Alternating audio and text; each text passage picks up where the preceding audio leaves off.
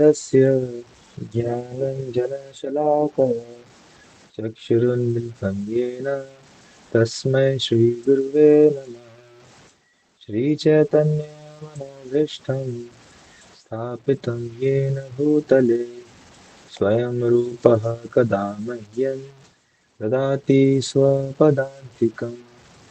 वन्देऽहं श्रीगुरो श्रीयुतपदकमलं श्रीगुरून् वैष्णवांश्च श्रीरूपं साग्रजातं सहगण रघुनाथान्वितं तं सजीवं साद्वैतं सावधूतं परिजनसहितं कृष्णचैतन्यदेवं श्रीराधाकृष्णपादान् सहगणललिता श्रीविशाखान्वितांश्च।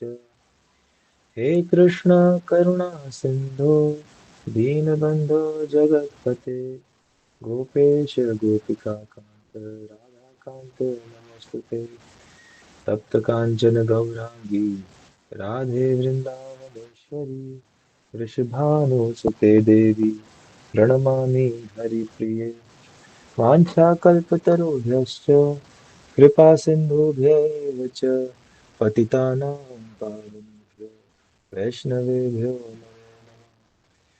जय श्री कृष्ण चैतन्य प्रभु नित्यानंद श्री अद्वैत गदाधर श्रीवासादि गौर भक्तवृंद। हरे कृष्णा कृष्ण कृष्ण हरे हरे हरे राम राम राम हरे हरे। नमो विष्णुपादाय कृष्णपृष्ठाय भूतले श्रीमते कृतदासधिकारी इति नामिने। नमो विष्णुपादाय कृष्णपृष्ठाय भूतले श्रीमते भक्तिवेदांत स्वामिनिति नामिने। नमस्ते सारस्वते देवे गौरवाणी प्रचारिणे निर्विशेष शून्यवादी पाश्चात्य देशतारिणे। हरे कृष्ण। तो हम लोग चर्चा कर रहे हैं श्रीमद् बृहद भागवतामृतम के ऊपर, और आज अंतिम दिवस है।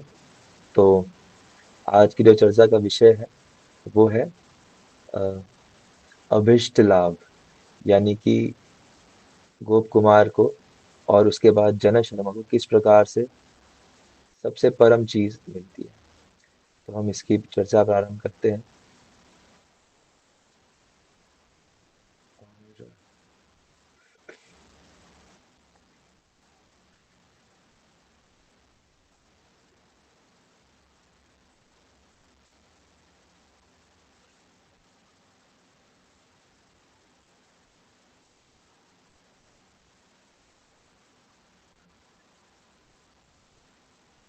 तो जैसा कि हम जानते हैं, इस खंड का नाम है गोलोक महात्म्य। और हमारा मंगलाचरण का एक श्लोक रह गया है। तो मंगलाचरण के अंतिम श्लोक में श्री सनातन गोस्वामी जो है वो भगवान चैतन्य महाप्रभु की वंदना करते हैं। तो इसमें कहते हैं, नमः श्री कृष्ण चंद्राय निरूपाधि कृपा कृते यह श्री चैतन्य रूपो भूत तन्वन प्रेम रसम कलौ। तो मैं श्री कृष्ण चंद्र को प्रणाम करता हूँ जो अहेतु की कृपा करते हैं। जैसे हमने कल भी देखा था कि भगवान ने गोप कुमार से यही कहा कि मैं थक गया था कि तुमने मेरी तरफ देखा ही नहीं। और इसलिए अंत में हार के मैंने अपनी कृपा के वशीभूत होकर ही तुम्हें ये मनुष्य शरीर दे दिया। तो इस प्रकार से भगवान अहेतु की कृपा करते हैं और कलयुग में चैतन्य महाप्रभु के रूप में प्रकट होते हैं शुद्ध प्रेम देने के लिए। तो उन्हीं की कृपा से हम ये थोड़ी बहुत जो चर्चा कर पा रहे हैं। और पिछले 2 दिनों में हमने देखा किस तरह से जना शर्मा गोप कुमार से मिलते हैं और गोप कुमार उनको पूरी कथा सुनाते हैं भौतिक ब्रह्मांडों के बाद। कल वो सभी आध्यात्मिक ब्रह्मांडों में घूमते हैं और सबसे पहले वो शिवलोक में वैकुंठ वासियों से भगवान की भक्ति के बारे में सीखते हैं, किस प्रकार से भगवान की भक्ति की जाती है। उसके बाद वृंदावन आकर भगवान की भक्ति करते हैं तो फिर वैकुंठ पहुंच जाते हैं। वहां भगवान के दर्शन करते हैं। उन्हें अपने गुरु के बारे में पता चलता है कि वो जयंत स्वयं भगवान ही थे। और वैकुंठ के बारे में वो नारद मुनि से बहुत सारी शिक्षा लेते हैं। और फिर आगे साकेत और द्वारका जाते हैं, लेकिन वहां तक जाके भी उनको संतुष्टि नहीं होती। और फिर वो प्रेम भक्ति का, राग भक्ति का जो ज्ञान है, वो उद्धव से और नारद मुनि से ग्रहण करते हैं। तो जब ये चर्चा चल रही थी तो गोप कुमार वहीं बैठे बैठे इसका ध्यान करने लगे, उद्धव जी और नारद मुनि के सामने ही, कि हाँ मुझे वृंदावन जाना चाहिए, और वो वृंदावन की याद करने लगे। तो ऐसा कहते हैं गोप कुमार की, मैं वो ध्यान ही कर रहा था कि एकदम से मुझे लगा कि मुझे कोई उठा कर ले जा रहा है। और शायद वो कृष्ण ही थे या पता नहीं कौन था। लेकिन अगली बार जब मैंने आंखें खोली तो मैं फिर से वृंदावन में था। तो अध्याय 6 शुरू होता है, अभिष्ट लाभ। अभिष्ट यानी कि जो हमारी इच्छा है, और हम सबकी क्या इच्छा है? रस, आनंद, प्रेम।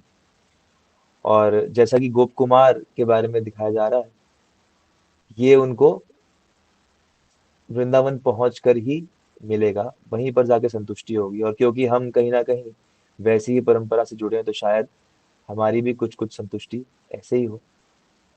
तो गोप कुमार हम वृंदावन में वापस आते हैं, और नारद मुनि की आज्ञा के अनुसार, जैसे जैसे नारद मुनि ने बताया था, तो वो सभी भगवान की लीला स्थलियों के जा जाकर दर्शन करते हैं। और हर जगह जाकर कीर्तन नृत्य करते रहते हैं। और गोप कुमार कहते हैं कि मैं बार बार बहुत भावुक होता था, ऐसे रोने लगता था कि मुझे वो बताने में भी शर्म आती है। तो इस प्रकार से गोप कुमार अपनी भावनाओं को संभाल नहीं पा रहे थे। और फिर कहते हैं कि मुझे समझ नहीं आता था कि ये जो भक्ति मैं कर रहा हूँ, ये मुझे आनंद दे रहा है या ये मुझे दुख के सागर में डुबो रहा है। और इस प्रकार से गोप कुमार थोड़े से कंफ्यूज्ड रहने लगे। क्योंकि नारद मुनि ने भी, जब जो हम कल चर्चा नहीं कर पाए डिटेल में, तो नारद मुनि ने ये बताया था कि जो भगवत प्रेम होता है, वो ऐसा होता है कि आपको समझ ही नहीं आएगा कि क्या हो रहा है।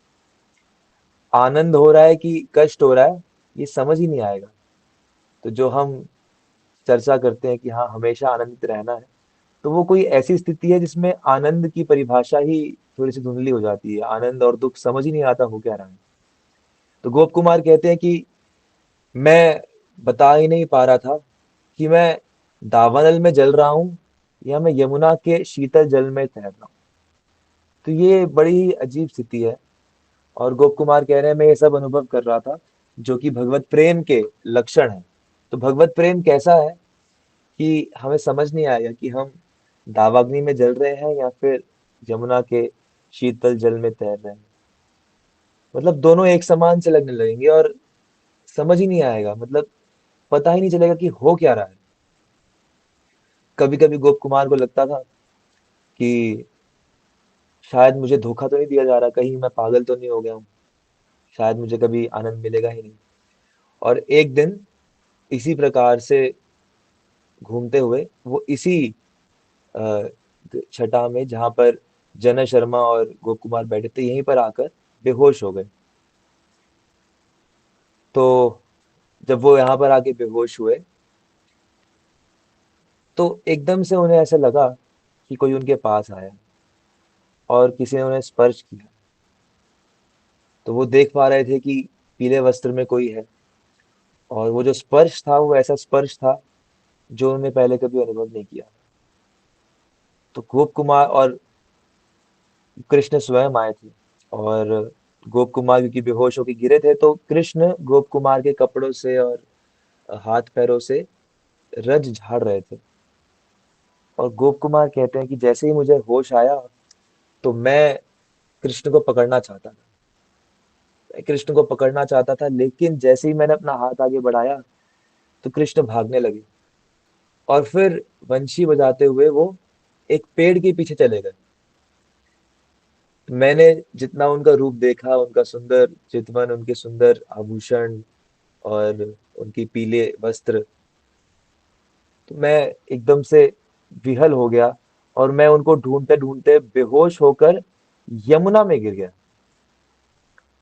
और यमुना में गिरने के बाद मुझे ऐसा लगा कि मुझे किसी ने एक विमान में बिठा दिया, और विमान में बिठाकर अगले ही जैसे ही मुझे होश आया, तो मैंने क्या देखा कि मैं वैकुंठ को पार कर रहा हूँ।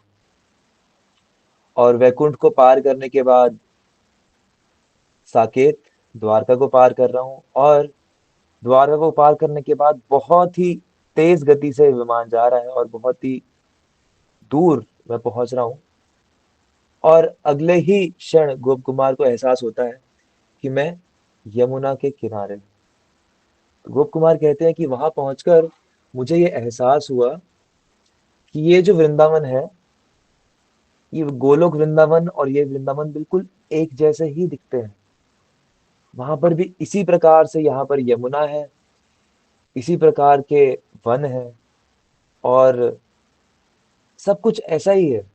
और वो सब इतना दिव्य अनुभूति देता है कि ऐसा तो वैकुंठ में भी नहीं है।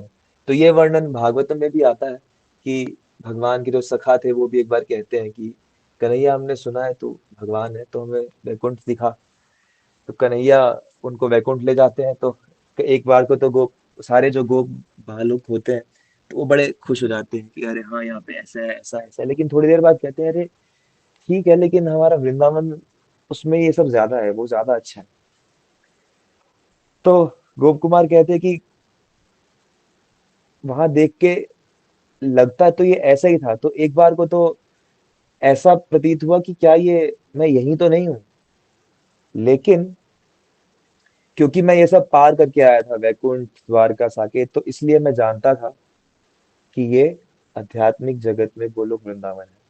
तो ये एक बहुत बड़ा कारण है कि हमने इतनी बड़ी जो गोप कुमार की यात्रा थी वो सब सुनी, ताकि हम ये समझ पाए कि ये जो वृंदावन, जो ऐसा भौम वृंदावन जैसा ही दिख रहा है, गोलोक गोलोक वृंदावन, वो वास्तव में आध्यात्मिक जगत में सबसे ऊपर की स्थिति पर है। लेकिन दिखता कई कई बार वो ऐसा ही है कि ये इस संसार जैसा है। तो जब गोप कुमार वहां पहुंचते हैं, तो वहां पर भ्रमण करते हुए उन्हें पता चलता है कि वो मथुरा के पास है। और आश्चर्य के रूप से आश्चर्यमयी बात है कि वहां पर भी कंस का भय फैला हुआ था। तो गोप कुमार सुन पा रहे थे कि लोग आपस में ऐसी बातें कर रहे हैं कि कंस जो है वो कितना क्रूर है, और कंस जो है कैसे उसने देवकी वसुदेव को बंदी बनाया हुआ है, और कितना सभी यादव छुपे हुए हैं या फिर कंस के शरणागत हो गए हैं, और बड़ा ही कष्टप्रद स्थिति यादवों की चल रही है। तो गोप कुमार ने जब ये सुना, तो वो वहां नहीं रहना चाहते थे, क्योंकि वो कंस के आसपास भी नहीं भटकना चाहते थे। तो उन्होंने फटाफट यमुना में स्नान किया, विश्राम घाट में, और फिर वो भागने लगे दूसरी तरफ, दूर कहीं। और जैसे जैसे वो वन की तरफ चलते हैं, तो उन्हें वृंदावन के लोग दिखने लगते हैं। और उनको देख के गोप कुमार कहते हैं कि ये ऐसे लोग थे जो मैंने, हर बार यही हो रहा है कि गोप कुमार ने ऐसे लोग कभी नहीं देखे थे, लेकिन ये वाले लोग जो यादव, जो उन्होंने अंत में देखे थे यादव, तो ये उनसे भी बहुत ज्यादा विशेष थे।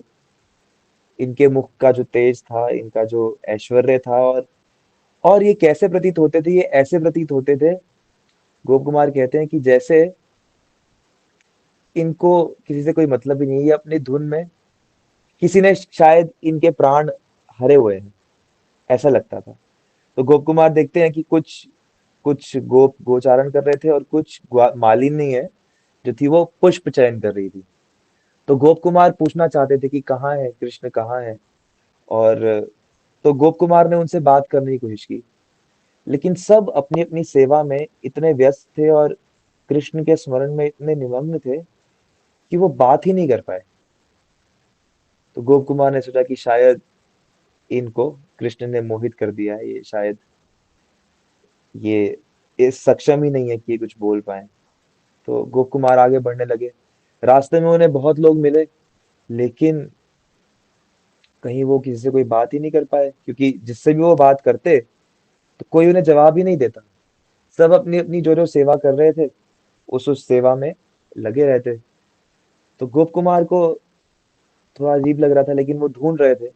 तो ढूंढते ढूंढते जंगल के काफी दूर जाने के बाद उन्हें दूर एक गांव दिखा। और वो गांव दिखा तो वो उसकी तरफ चलने लगे, और अब रास्ते में उन्हें एक एक वृद्ध पुरुष बैठे हुए दिखे, जो हा कृष्ण करके सिर्फ रो रहे थे, कोई सेवा नहीं कर रहे थे। तो गोप कुमार ने बहुत कोशिश की उनसे बुलवाने की, और अंत में वो बोल पड़े कि उन्होंने गोप कुमार ने पूछा, ये सामने कौन सा गांव है, कहाँ है, कि हम कहाँ में हूँ मैं।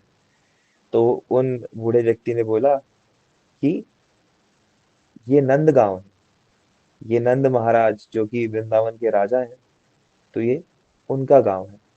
तो गोप कुमार ने जैसे ये सुना तो वो बहुत ही प्रसन्न हुए, और फटाफट भागकर नंदगांव में वो जाना चाहते थे। तो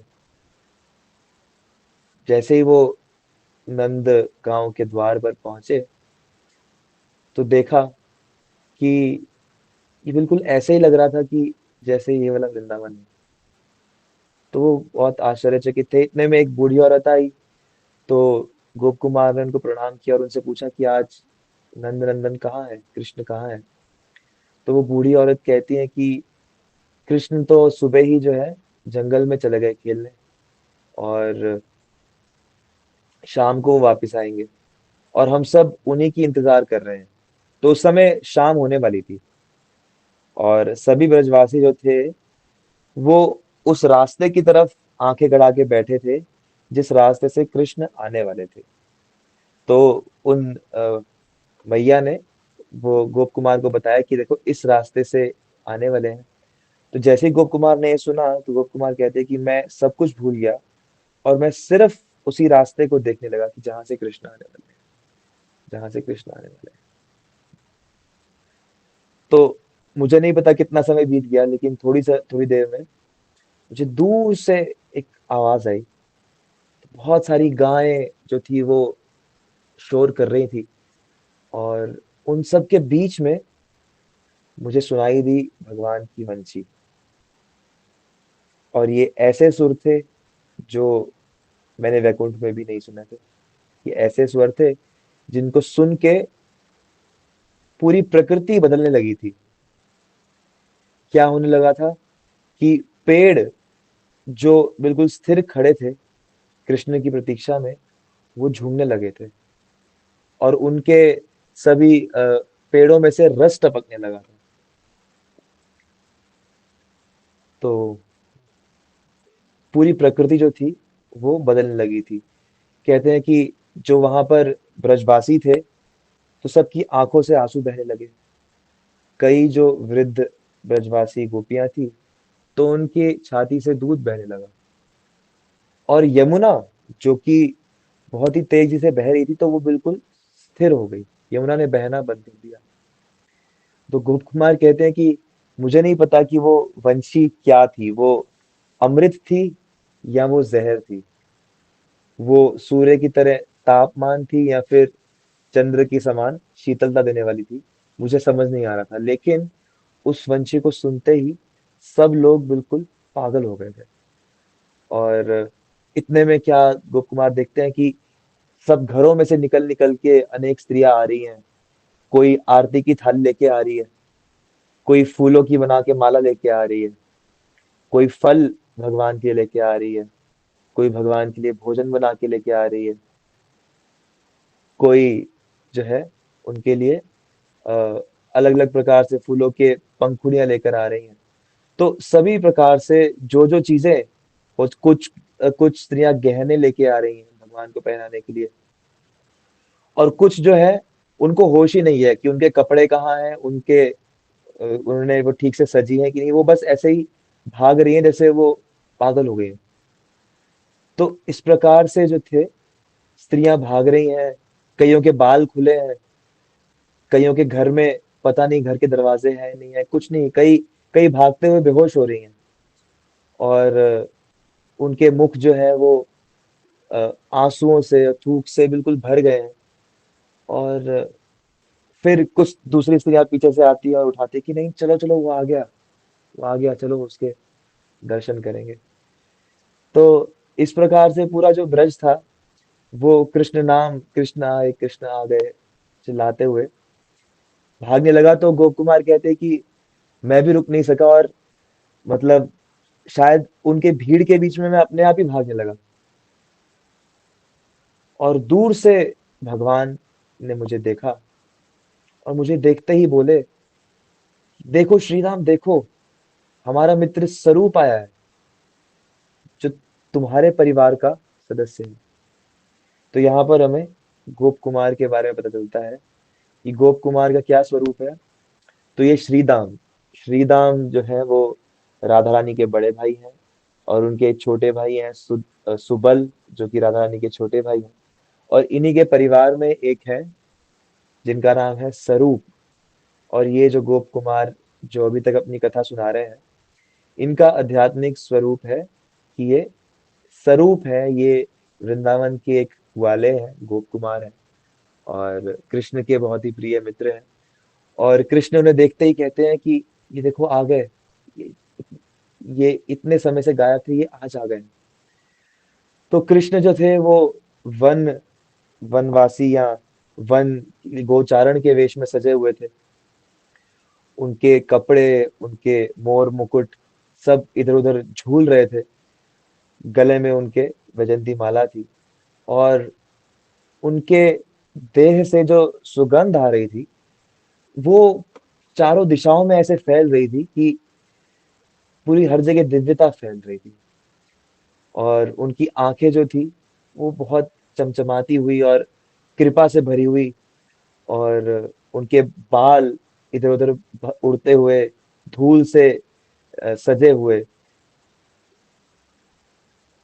तो उनका जो रूप था वो गोप कुमार देख रहे थे, और यहाँ पर जो वर्णन करते हैं कि ऐसा रूप था कि कोई अपनी आंखें इधर उधर ले जा ही नहीं पा रहा था। उनका नील श्याम वर्ण, और उनका जो यौवन था, उनकी जो साज सजावट थी, तो वो ऐसी थी कि कोई वर्णन ही नहीं कर पा रहा था। लेकिन जैसे जैसे वो गोप कुमार उनको देख रहे थे, उन्हें पता ही नहीं चला कि कब भगवान कृष्ण सीधा गोप कुमार के पास आ गए और ऐसे उनके गले लगने लगे थे, जैसे जैसे बिल्कुल छलांग मार के उनके ऊपर ही गिरने वाले थे।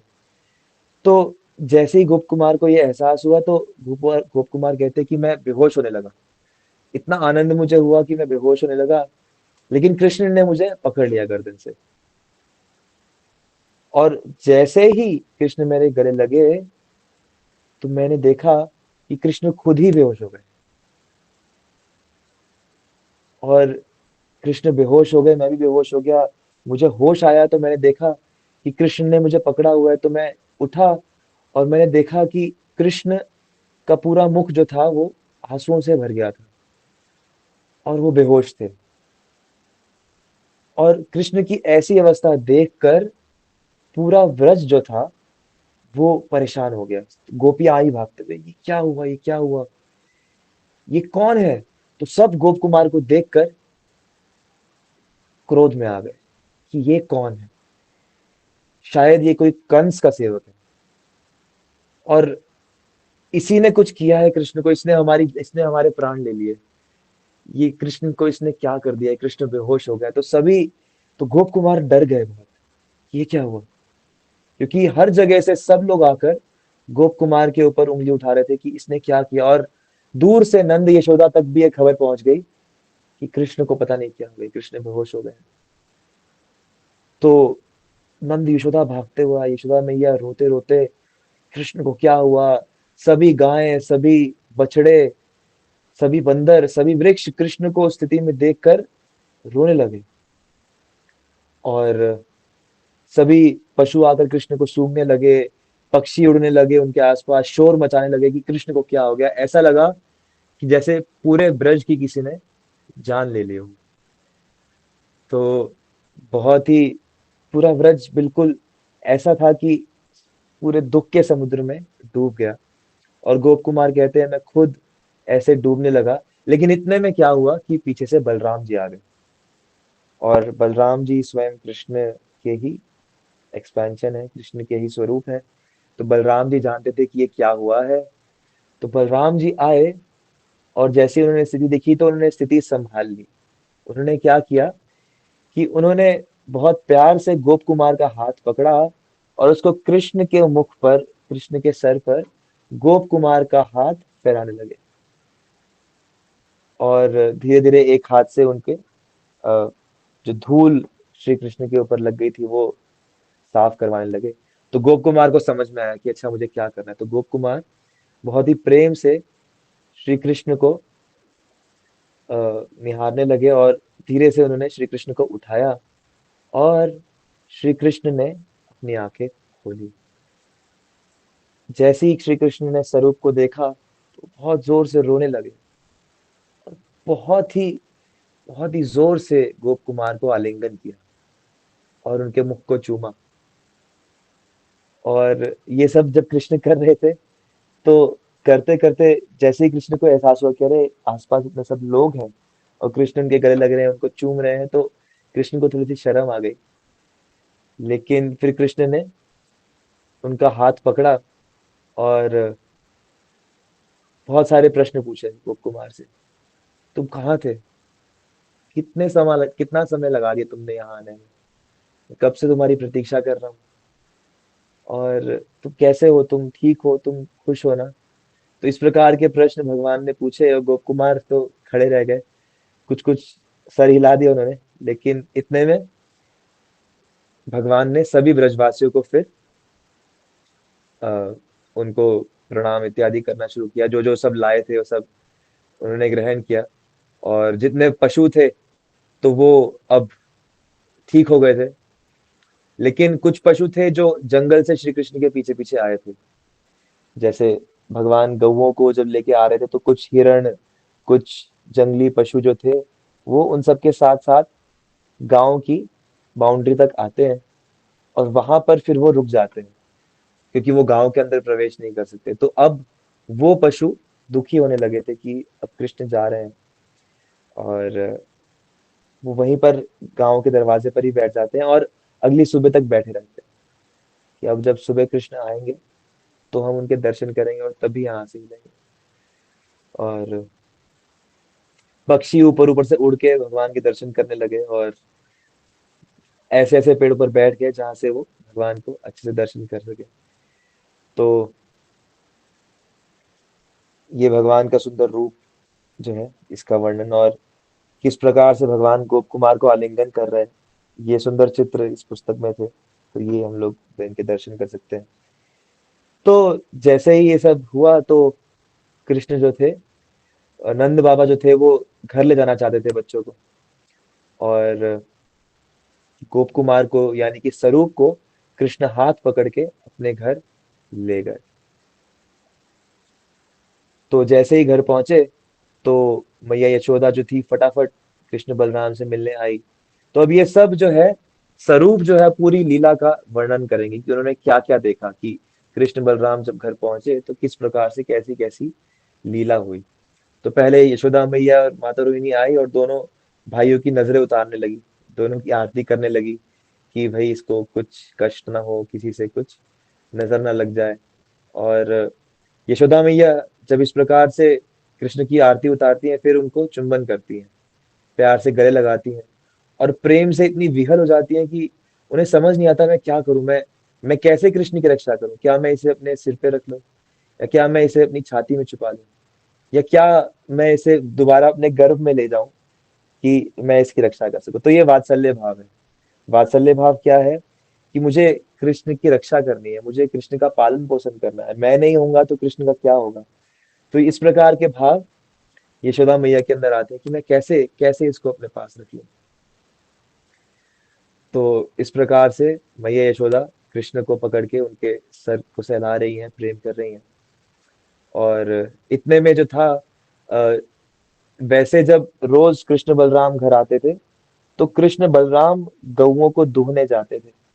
लेकिन आज नंद बाबा ने कहा कि नहीं, आज तुम दोनों थक गए हो और आज तुम्हारा मित्र आया है, तो आज तुम सीधा घर जाओ और गऊओं का दोहन मैं देख लूंगा। तो इतने में क्या होता है कि यशोदा मैया जो थी वो कृष्ण को गले लगा के बैठी होती है और इतने में वहां पर गोपियां आ जाती हैं बहुत सारी।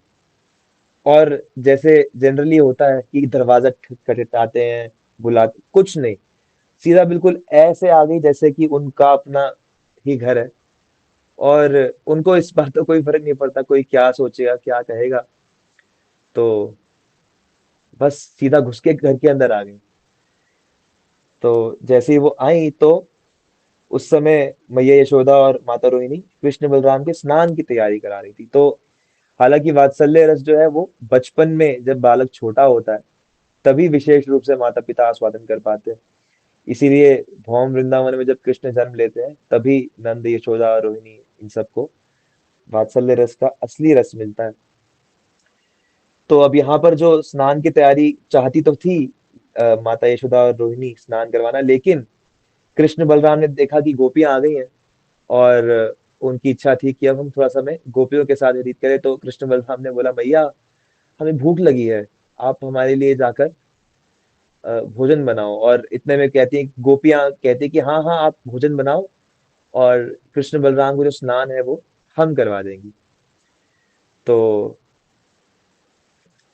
आप जल्दी करके इनके लिए भोजन बनाइए। और यशोदा मैया कहती है हाँ ठीक है, जल्दी तुम जल्दी करो, इनका स्नान करवाओ और हम भोजन बनाते हैं। तो स्वरूप कहते हैं कि कृष्ण बलराम फटाफट स्नान के लिए चले गए और गोपियां जो थी उन्होंने सेवा बांट ली। कुछ उनके आभूषण उतार रही हैं और उनके जो है अलग अलग अंगों को साफ कर रही है, नहला रही हैं। कपड़े उतारते हुए फिर उन्होंने जब भगवान की बांसुरी मांगी तो भगवान जानते हैं कि गोपियां जो है वो बांसुरी से ईर्ष्या करती हैं, क्योंकि बांसुरी भगवान के अधरामृत को पीती रहती हैं और गोपियां जो है वो अधरामृत पीना चाहती हैं। तो ईर्ष्या रहती है गोपियों की और गोपियां इसलिए कई बार भगवान की बांसुरी चुरा लेती हैं। तो स्वरूप कहते हैं कि जब गोपियों ने बांसुरी मांगी तो भगवान ने बांसुरी किसी को नहीं दी और सीधा ऐसे फेंकी, स्वरूप पकड़ो, तो ऐसे उछाली और स्वरूप ने वो बांसुरी पकड़ ली। फिर एक एक करके गोपियों ने बहुत सुंदर अलग अलग प्रकार के तेल जो थे उनकी मालिश श्री कृष्ण बलराम को की। और हालांकि बहुत ही प्रेम से कर रही थी, लेकिन ऐसे ही नटखट नटखट पने में लीला करने के लिए कृष्ण ने एकदम से चिल्लाई, आह आह ऐसे चिल्लाने लगे। तो ये देखकर, ये सुनकर यशोदा मैया फटाफट भागती गई, क्या हुआ क्या हुआ क्या हुआ।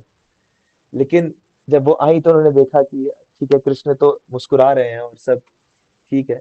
और गोपियां गोपियां एक बार तो डर गई थी, लेकिन फिर यशोदा मैया उनको देखकर वापिस चली गई, फिर से भोजन पकाने लगी। और इधर तो गोपियों ने भगवान का अलग अलग प्रकार के तेल के साथ मालिश करने के बाद भगवान को स्नान करवाया अलग अलग प्रकार के जलों से, यमुना का बहुत ही शीतल जल। और फिर उनको सजाया अलग वस्त्र, आभूषण, फूल मालाएं इत्यादि से, और फटाफट कुछ कुछ खिला दिया। तो ये सब गोपियां अपने अपने घर से भगवान के लिए कुछ कुछ बना के लाई थी। और इससे पहले कि यशोदा मैया कुछ खिलाती भगवान को, इन सब ने अपना अपना जो खिलाना था खिला दिया। और फिर ये जो थी आ, उनको भगवान को अच्छे से सजाकर अपने अपने घर को प्रस्थान करने लगी। थोड़ा बहुत इनके बीच में बहुत ही जैसे कृष्ण का वार्तालाप, मजाकिया वार्तालाप जैसे होता है वो हुआ। और इन सब प्रेम के बीच में यशोदा मैया बुलाने आई कि भोजन तैयार है। तो यशोदा मैया देख रही थी ये क्या हो रहा है, लेकिन उनका प्रेम अपने लाला के लिए इतना ज्यादा था कि वो उसको उनको अपना एक छोटा सा बालक ही समझती है। तो वो सोचते हैं कि अच्छा ये तो कुछ नहीं है। तो यशोदा मैया ने कहा कि गोपियों को कहा कि अरे तुम, इतना समय हो गया तुमने अभी तक सब किया नहीं, तो फटाफट करो और जाओ। तो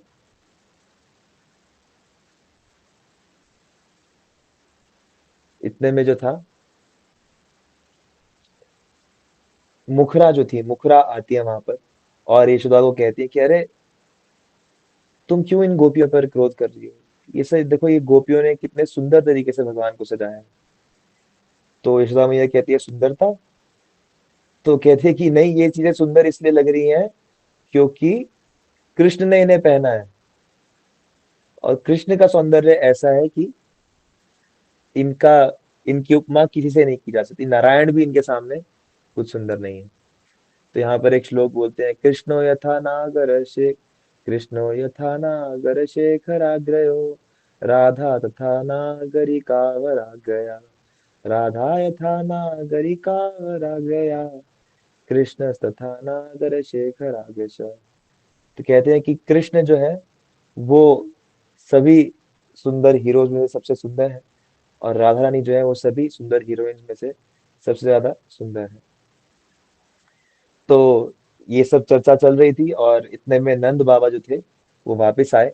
तो नंद बाबा के सामने शर्मा के गोपियां वापस चली गईं, और अब जो था, नंद बाबा और कृष्ण बलराम सब भोजन करने के लिए बैठे। तो यहाँ पर ऐसा बताया गया कि कृष्ण जो थे वो नंद बाबा के लेफ्ट साइड में बैठते हैं, और बलराम राइट पे, और सामने की तरफ स्वरूप बैठे हैं। तो कृष्ण भगवान के लेफ्ट में, कृष्ण भगवान जो है वो नंद बाबा के लेफ्ट में क्यों बैठते हैं, तो बताते हैं इसलिए कि नंद बाबा अपने हाथ से कृष्ण को खिलाते थे, और कृष्ण भी बहुत ही प्रेम से बाबा के हाथ से ही खाते थे। तो जब कोई आपके लेफ्ट में बैठा हो तो उसको राइट हैंड से खिलाना आसान हो जाता है। तो बहुत ही सुंदर जो थे, माता यशोदा ने भोजन की थाल लगा दी। और यहाँ पर कुछ कुछ वर्णन है कि किस किस तरह से क्या क्या भोजन के लिए आता है श्री कृष्ण के। तो क्या क्या आता है इसका थोड़ा सा वर्णन पढ़ते हैं।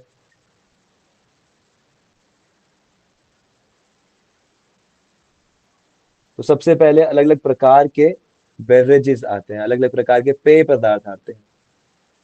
तो अलग अलग प्रकार के शरबत जिसे हम कह सकते हैं, तो वो भगवान के लिए आते हैं, भगवान उनका पान करते हैं। फिर भोजन प्रारंभ करते हुए सबसे पहले वो मीठे चावल खाते हैं घी के साथ, और उसके साथ बहुत सारे जलेबियां, बहुत सारे, यहाँ पर जैसे जैसे इंग्लिश में लिखा हुआ है केक स्पाइस फ्लैट ब्रेड्स, तो मतलब अलग अलग प्रकार के व्यंजन गेहूं के, जो कि केक जैसे मिठाई जो है वो वहां पर आते हैं। तो ये सब खाने के बाद भगवान फिर फ्राइड चीजें खाते हैं। तो भगवान अलग अलग प्रकार के घी में पकाए हुए पकौड़े इत्यादि, और उसके साथ मीठी दही और बहुत सारे दूध और दही के पदार्थ खाते हैं। फिर उसके बाद वो अ, नमकीन चावल और दाल, सब्जियां, अलग अलग प्रकार की सब्जियां, सूप, तो ये सब चीजें भगवान उसके बाद खाते हैं। और ये सब एक एक करके नंद बाबा कृष्ण को खिला रहे हैं, और बलराम जी को भी खिला रहे हैं। उसके बाद वो और मिल्क से बने हुए दूध के प्रोडक्ट्स खाते हैं, और फिर उसके बाद कुछ खट्टी मीठी चीजें आती हैं, और खट्टी मीठी कड़वी पापड़ जैसी चीजें। फिर अंत में वो दोबारा खीर खाते, मतलब मीठी दही खाते हैं, और दही के बने हुए बहुत सारी चीजें, छाछ। और गोप कुमार कह रहे हैं कि जैसे जैसे नंद बाबा कृष्ण को खिला रहे थे, वैसे वैसे कृष्ण ये सब कुछ मुझे खिला रहे थे। तो एक हाथ से, मतलब नंद बाबा अपने राइट हैंड से कृष्ण को खिलाते जा रहे हैं, और कृष्ण वही सब अपने हाथ से उठा उठा कर गोप कुमार को खिला रहे हैं। तो ये कृष्ण का प्रेम है जो गोप कुमार को अनुभव हो रहा है, और वो इसका वर्णन कर रहे हैं कि कैसा जो था। तो कहते हैं कि मैं उस दृश्य का वर्णन नहीं कर पा रहा था कि जो कृष्ण भोजन करते हुए उनका मुख, उनकी जिह्वा, उनके होठ जितने सुंदर लग रहे थे, तो उसका वर्णन करना मेरे लिए असंभव है। फिर कहते हैं कि गोपियां फिर से आ गई, और अपने अपने घर से कुछ कुछ मीठा बना के लाई हुई थी, और वो सब उन्होंने मैया यशोदा को दे दिया कि आप ये सब भी कृष्ण के लिए परोस दीजिए। तो कृष्ण ने उन सबके बनाए हुए व्यंजन लाए, खाए, और अंत में श्री राधा आई। और राधा जी जो थी वो भगवान के बहुत ही पसंदीदा लड्डू बना के लाई थी। तो इन विशेष लड्डुओं का नाम है मनोहर लड्डू। तो मनोहर का मतलब है जो मन को हरने वाला है। तो राधा रानी जो है श्री कृष्ण के लिए ये मनोहर लड्डू बना के लाई थी। और कृष्ण जो थे उनको जैसे ही लड्डू को उठाते हैं, एक मुंह में डालते हैं, और कहते हैं, "ए, थू, थू, थू, ये कैसा लड्डू है, ये कड़वा है, ऐसा वो ऐसा मुंह बनाते हैं, मतलब ऐसे कहते नहीं है, और ऐसा कहते लगता है कि अरे ये तो बहुत कड़वा लड्डू है, ये मिठास इसमें रस ही नहीं है। तो मैया यशोदा बड़ी परेशान हो जाती है कि ये क्या है, और राधा राधा जी के ऊपर क्रोध करने लगती हैं। मतलब क्रोध से देखती हैं, क्रोध तो नहीं करती, पर इस तरह से कि राधा तुम तो हमेशा अच्छा बनाती, तुमने ये क्या किया। तो राधा रानी की जितनी सखियां थी, तो वहां पर सभी गोपियां थी, तो कुछ गोपियां जो राधा रानी की सखियां हैं, ललिता विशाखा इत्यादि, तो उन सबके हृदय बैठ गए कि अरे ये क्या हुआ। और जो उनकी विरोधी पक्ष की सखियां थी, जैसे चंद्रावली और उनकी सखियां, तो वो बड़ी खुश हुई कि हाँ ये अच्छा हुआ। तो गोप कुमार कहते हैं कि क्योंकि कृष्ण मुझे देखते ही कहते हैं कि तुम हो ना इसके भाई, राधा के भाई हो तुम, ये तुम्हारे घर से आए एक कड़वे, तो ये सारे के सारे तुम ही खाओ। तो कृष्ण ने वो सारे लड्डू गोप कुमार को दे दिए। और गोप कुमार ने सोचा कि बहुत ही सुंदर, कहते हैं कि बहुत ही सुंदर सुगंध थी, तो मैंने कहा चलो खा के देखते हैं।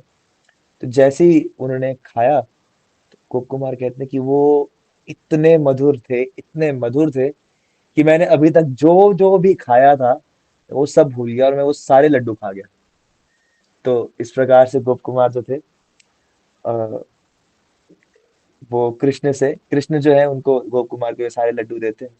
और फिर गोप कुमार देखते हैं कि राधा और कृष्ण के बीच में आंखों आंखों में कुछ बात होती है, और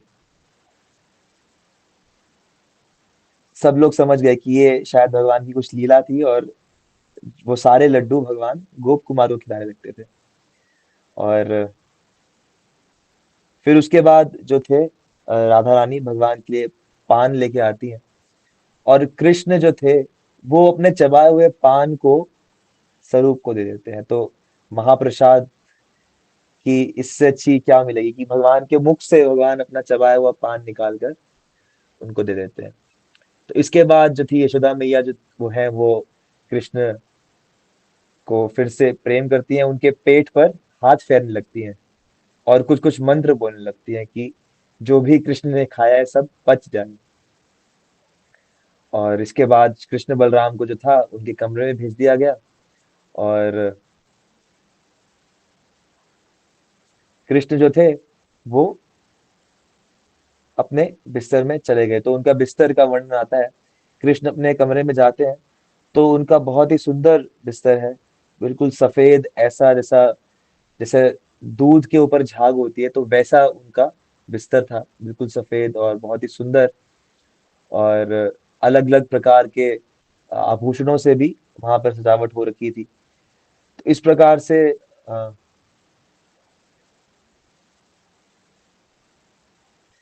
कृष्ण जो थे अंदर जाके शयन करते हैं, और वहां शयन स्थल में जो सखियां थी वो कुछ देर भगवान की सेवा करती हैं। तो राधा रानी जो थी वो फिर से भगवान के लिए पान का बीड़ा बना के उनके मुख में डालती हैं, और ललिता सखी और चंद्रावली जो थी वो भगवान के चरण दबाने लगती हैं। और ऐसा करते करते करते करते कुछ कुछ हास्य चर्चाएं करते करते ऐसा प्रतीत होता है कि भगवान सो गए। और इसके बाद जो था श्रीदाम, जो कि स्वरूप के भाई हैं, वो स्वरूप को लेने आते हैं और उन्हें अपने साथ अपने घर बरसाना ले जाते हैं। और गोप कुमार कहते हैं कि इसके बाद रात को कृष्ण क्या करते हैं मुझे पता नहीं चला, क्योंकि मैं बरसाना चला गया था। परंतु रात में क्या होता है ये अब आगे सुबह जब गोप कुमार वापस आते हैं तो बताते हैं। तो गोप कुमार कहते हैं कि मैं रात में चला तो गया, लेकिन मैं पूरी रात सोया नहीं, क्योंकि मुझे कृष्ण का विरह हो रहा था। और साथ में जितने जितने भी सखा हैं ये सब, तो ये जब रात को अपने अपने घर जाते हैं तो ये सो नहीं पाते, क्योंकि ये भगवान से इतना विरह अनुभव करते हैं कि पूरी रात कष्ट में दुख में रहते हैं। तो अगले दिन सुबह जब पहुंचते हैं, तो फिर से मतलब स्वरूप और श्रीधाम फटाफट सुबह सुबह उठते ही सीधा भगवान के घर चले जाते हैं। और गोप कुमार कहते हैं कि कृष्ण अपने बिस्तर में सो रहे थे, और उनके शरीर पर प्रेम के लक्षण दिख रहे थे, जैसे जैसे वो किसी सखी के साथ, गोपियों के साथ प्रेम की लीला करके आए हैं। तो यशोदा मैया हालांकि अंदर आती हैं, तो वो देखती हैं, तो वो सारे लक्षणों को देखती हैं, तो उन्हें लगता है कि अरे, ये मेरा लड़का जंगलों में से जाता है तो इसको कांटे चुभ गए हैं। हालांकि वो कांटे कांटे नहीं, वो गोपियों के नाखूनों के निशान होते हैं। फिर यशोदा मैया कहती है, अरे मेरा लाला कितना थक गया था दिन भर, कि ये अभी तक उठा नहीं है, सो रहा है। लेकिन वो ये नहीं जानती कि कृष्ण तो रात को ही सोए नहीं थे, पूरी रात गोपियों के साथ थे। तो इस प्रकार से मैया यशोदा जो थी, वो वो ये सब लक्षणों को ऐसे देखती है कि ये थकान के लक्षण है। लेकिन अ, गोप कुमार ये देख पाते हैं कि ये स्वरूप, ये देख पाते हैं कि ये प्रेम के, गोपियों के साथ उनकी लीला के लक्षण है। तो भगवान का जो पूरा मुख था वो काला काला हो गया था, काजल, गोपियों की आंखों आंखों का काजल पूरा उनके मुख पे फैल गया था। लेकिन मैया को लगता है कि ये इसी की आंखों का काजल है, जो इसने रात को अपनी आंखें मलते मलते अपने पूरे चेहरे पर लगा लिया है।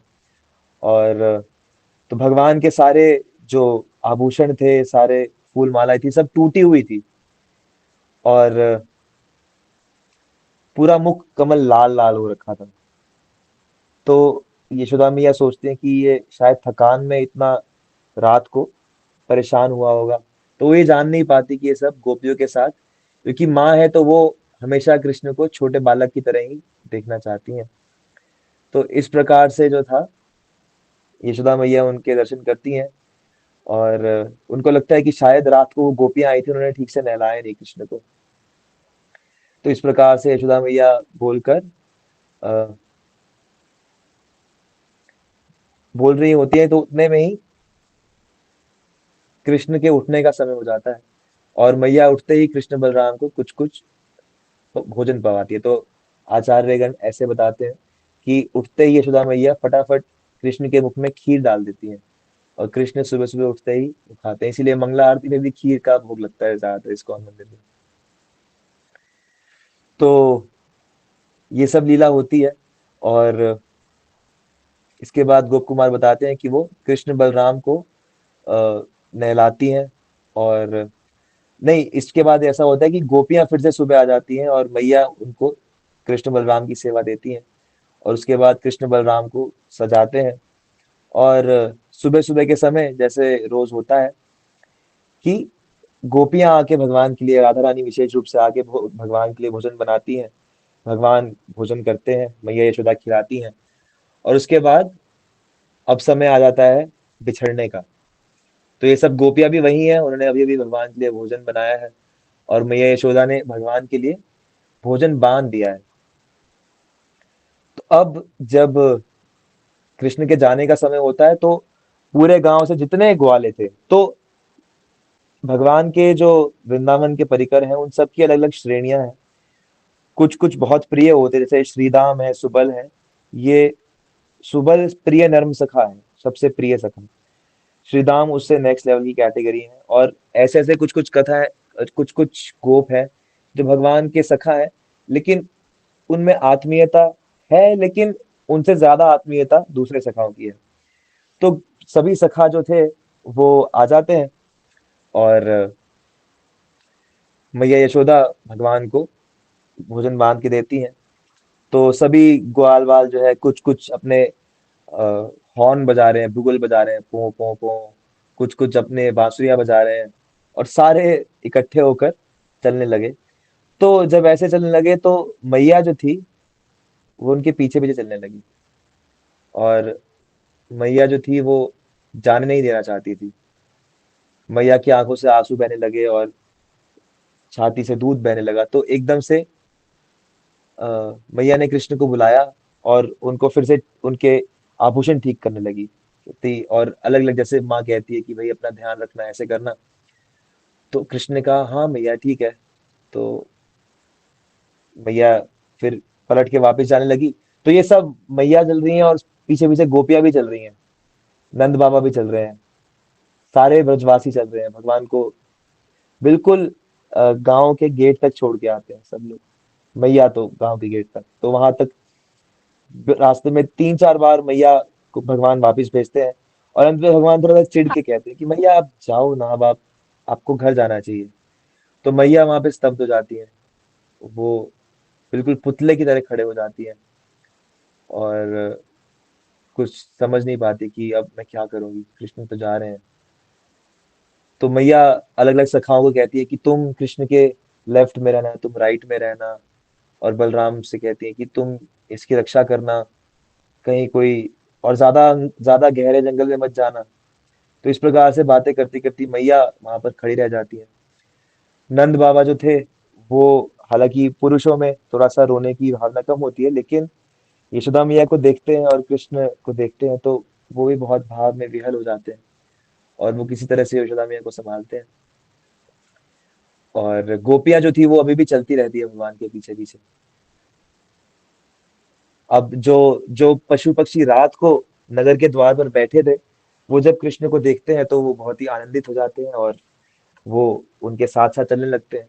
और इधर से कृष्ण जो थे वो गोपियों को बहुत प्रयास करते हैं कि अब आप वापस जाओ। तो उनके बीच में आंखों आंखों में कुछ बातें होती हैं। तो गोपियां बहुत ही भारी मन से, बहुत ही दुखी होकर वापस चलने लगती हैं। और गोप कुमार कहते हैं, मैं उसका कैसे वर्णन करूं कि जब पूरा गांव कृष्ण से बिछड़ रहा था तो सब रो रहे थे और सब बहुत ही ज्यादा दुखी थे। कृष्ण भी बहुत ही दुखी थे कि वो गोपियों को वापस भेज रहे हैं, लेकिन फिर उनके सखाओं ने उनको, और कृष्ण जो थे वो सखाओं के साथ अंदर चले गए। तो गोप कुमार कहते हैं कि मैं इसका क्या क्या वर्णन करूं, क्योंकि ये जीवा से मैं बता नहीं सकता। तो गोवर्धन और वृंदावन इत्यादि अलग अलग जगहों में कृष्ण गायों और अपने सखाओं के साथ अलग अलग जो थे लीलाएं करते रहते हैं, इधर उधर घूमते रहते हैं। और कहते हैं कि हालांकि नंदगांव जो है वो भगवान के रहने की जगह है, लेकिन भगवान को जो जंगल के उनके पास टाइम्स हैं, जो सखाओं के साथ गोचारण के लिए जाते हैं, जो जंगल में गोपियों से मिलते हैं रात के समय और दिन के समय भी, तो वो सब लीलाएं भगवान को ज्यादा प्रिय हैं। तो यहाँ पर फिर गोप कुमार जो अब स्वरूप है, तो वो जन शर्मा को बताने लगते हैं कि देखो, ये जो भक्ति का सुख है, इसका वर्णन वैकुंठ से शुरू होता है। वैकुंठ का सुख की कोई कल्पना नहीं कर सकता, लेकिन अयोध्या और द्वारका में वो सुख ज्यादा है। लेकिन यहाँ गोलोक का जो आनंद है, इसका तो मैं क्या बताऊं, इसको तो कोई समझ ही नहीं सकता। और फिर कुछ तत्व की बातें बताते हैं कि कई बार जैसे लोग सोचते हैं, जैसे कि शास्त्रों में हमने भी पढ़ा है कि जब भगवान अवतार लेते हैं तो कई कई बार देवी देवता उनके साथ आकर उनके पार्षद बन जाते हैं। तो गोप कुमार कहते हैं कि ये ऐसा नहीं है कि वो देवी देवता है तो भगवान भी देवी देवता के समान ही है और वो उनके पार्षद है। वो कहते हैं कि वास्तव में ये जो सब देवी देवता है ना, ये सब ब्रजवासियों के ही अंश हैं। उदाहरण देते हैं कि जैसे जैसे शास्त्रों में आता है कि जो नंद और यशोदा है, ये कौन है? ये पिछले जन्म में द्रोण और धरा थे। द्रोण और धरा भगवान को अपने पुत्र के रूप में पाना चाहते थे, तो इसलिए उन्होंने भगवान की भक्ति की और कृष्ण उनके पुत्र बने और वो नंद यशोदा बने। तो कहते हैं ये ऐसा नहीं है कि ये द्रोण और धरा नंद यशोदा बन गए। ये ऐसा है कि ये जो नंद यशोदा है, जैसे भगवान अपने एक अंश से नारायण बन के इस ब्रह्मांड में आते हैं, वैसे ही ये सब ब्रजवासी भी अपने अपने अंश से कुछ कुछ देवी देवता का रूप बन लेकर इस भौतिक ब्रह्मांड में आते हैं। और जब भगवान अपनी लीला करने आते हैं तो उनके साथ अपने असली रूप में ये सब पार्षद आ जाते हैं। तो इस प्रकार से वो वृंदावन के बारे में और वृंदावन और भौतिक संसार के बारे में बताते हैं। फिर बताते हैं कि जितने भी गोप हैं वृंदावन में, चाहे जवान बूढ़े बच्चे, तो वो सब सब श्री कृष्ण से प्रेम करते हैं और कृष्ण सबके साथ बिल्कुल उसी तरह से व्यवहार करते हैं। और सबको ऐसी लगता है कि कृष्ण सिर्फ मुझसे ही प्यार करते हैं, सबसे ज्यादा कृष्ण मुझसे ही प्रेम करते हैं, ऐसा हर गोप को विश्वास है। लेकिन फिर भी जब गोप देखते हैं कि गोपियों की तरफ भगवान का कैसा प्रेम है, तो सब जानते हैं कि भगवान का गोपियों के साथ प्रेम अधिक है। ये सभी गोप जानते हैं। और इन सब गोपियों में भी जब सभी गोपियां देखती हैं कि भगवान का प्रेम एक विशेष गोपी के साथ ज्यादा है, जो कि श्रीमती राधा रानी है, तो वो सब गोपियां ये जानती हैं और कोई भी ऐसे नहीं सोचती कि कृष्ण मेरे हो जाए। जैसे भौतिक भौतिक भावना क्या है, कोई भी अच्छी चीज होती है तो हमें लगती है कि ये चीज बस अब हमारी हो जाए, ये चीज किसी और की नहीं होनी चाहिए।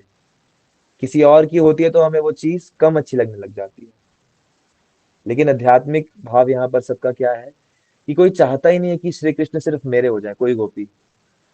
हर गोपी तो ये चाहती है कि मैं कैसे श्री कृष्ण की सेविका बन जाऊं।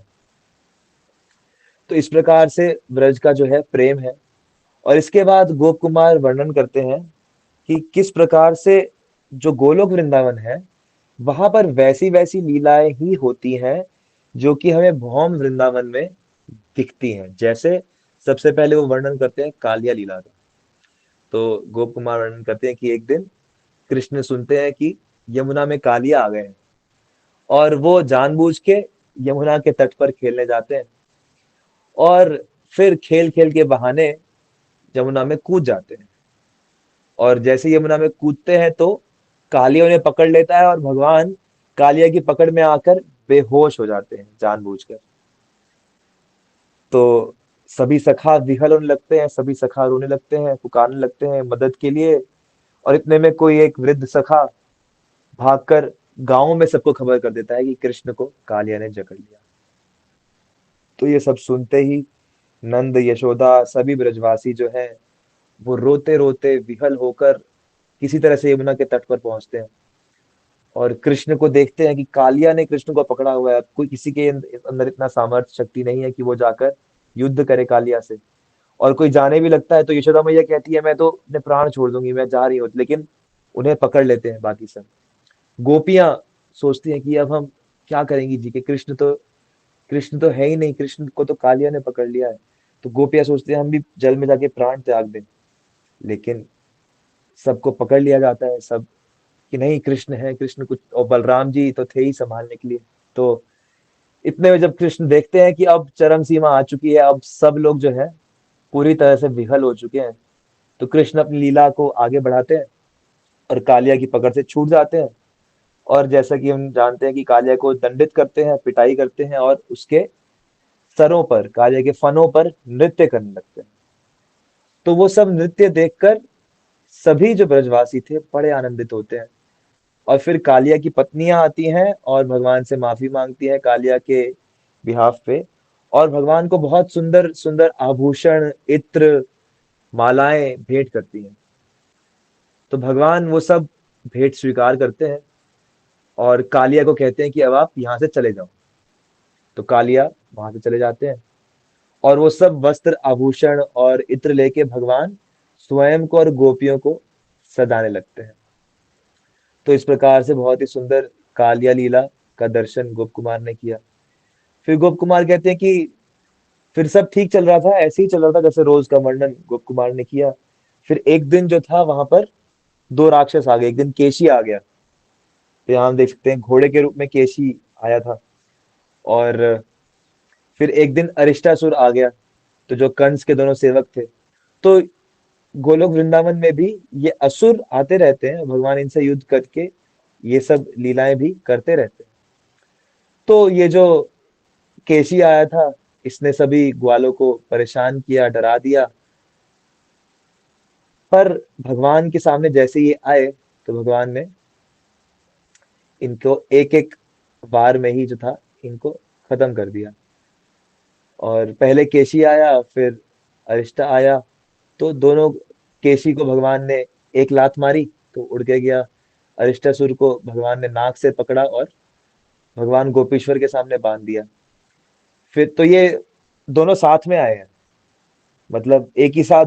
जैसे यहाँ पर ब्रज लीला में हम देखते हैं कि अलग अलग आते हैं, पहले अरिष्टासुर आता है, फिर केशी आता है। लेकिन गोलोक वृंदावन में ये इस समय जब गोप कुमार वर्णन कर रहे हैं तो ये साथ में ही आ गए।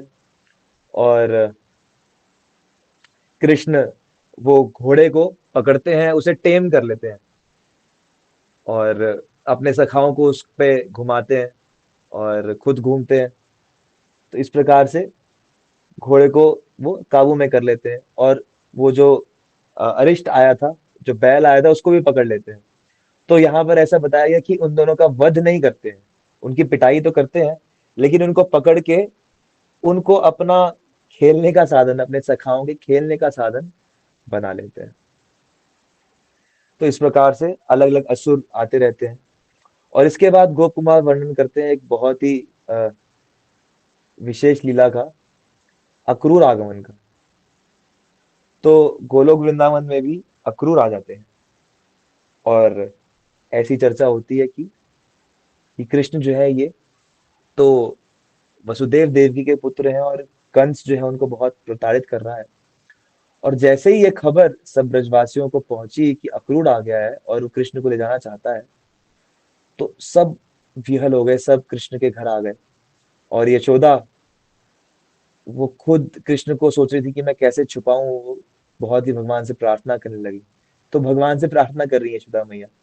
कौन से भगवान? तो मेनली ब्रजवासी नारायण की उपासना करते हैं। और अक्रूर जो थे उन्होंने सब समझाया कि कैसी कैसी बात है।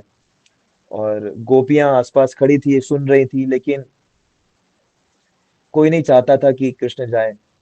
और सभी गोपियां और सभी गोप आ आके नंद और यशोदा को भड़काने लगे कि अरे नहीं, कृष्ण को मत भेजना, कृष्ण को मत भेजना, ये अक्रूर का कोई भरोसा नहीं है, ये तो कंस का आदमी है, इसके हाथों में तुम कृष्ण को कैसे दे सकते हो? तुम क्या अपने बालक से प्रेम नहीं करते? तो इस प्रकार से सब लोग भड़काने लगे।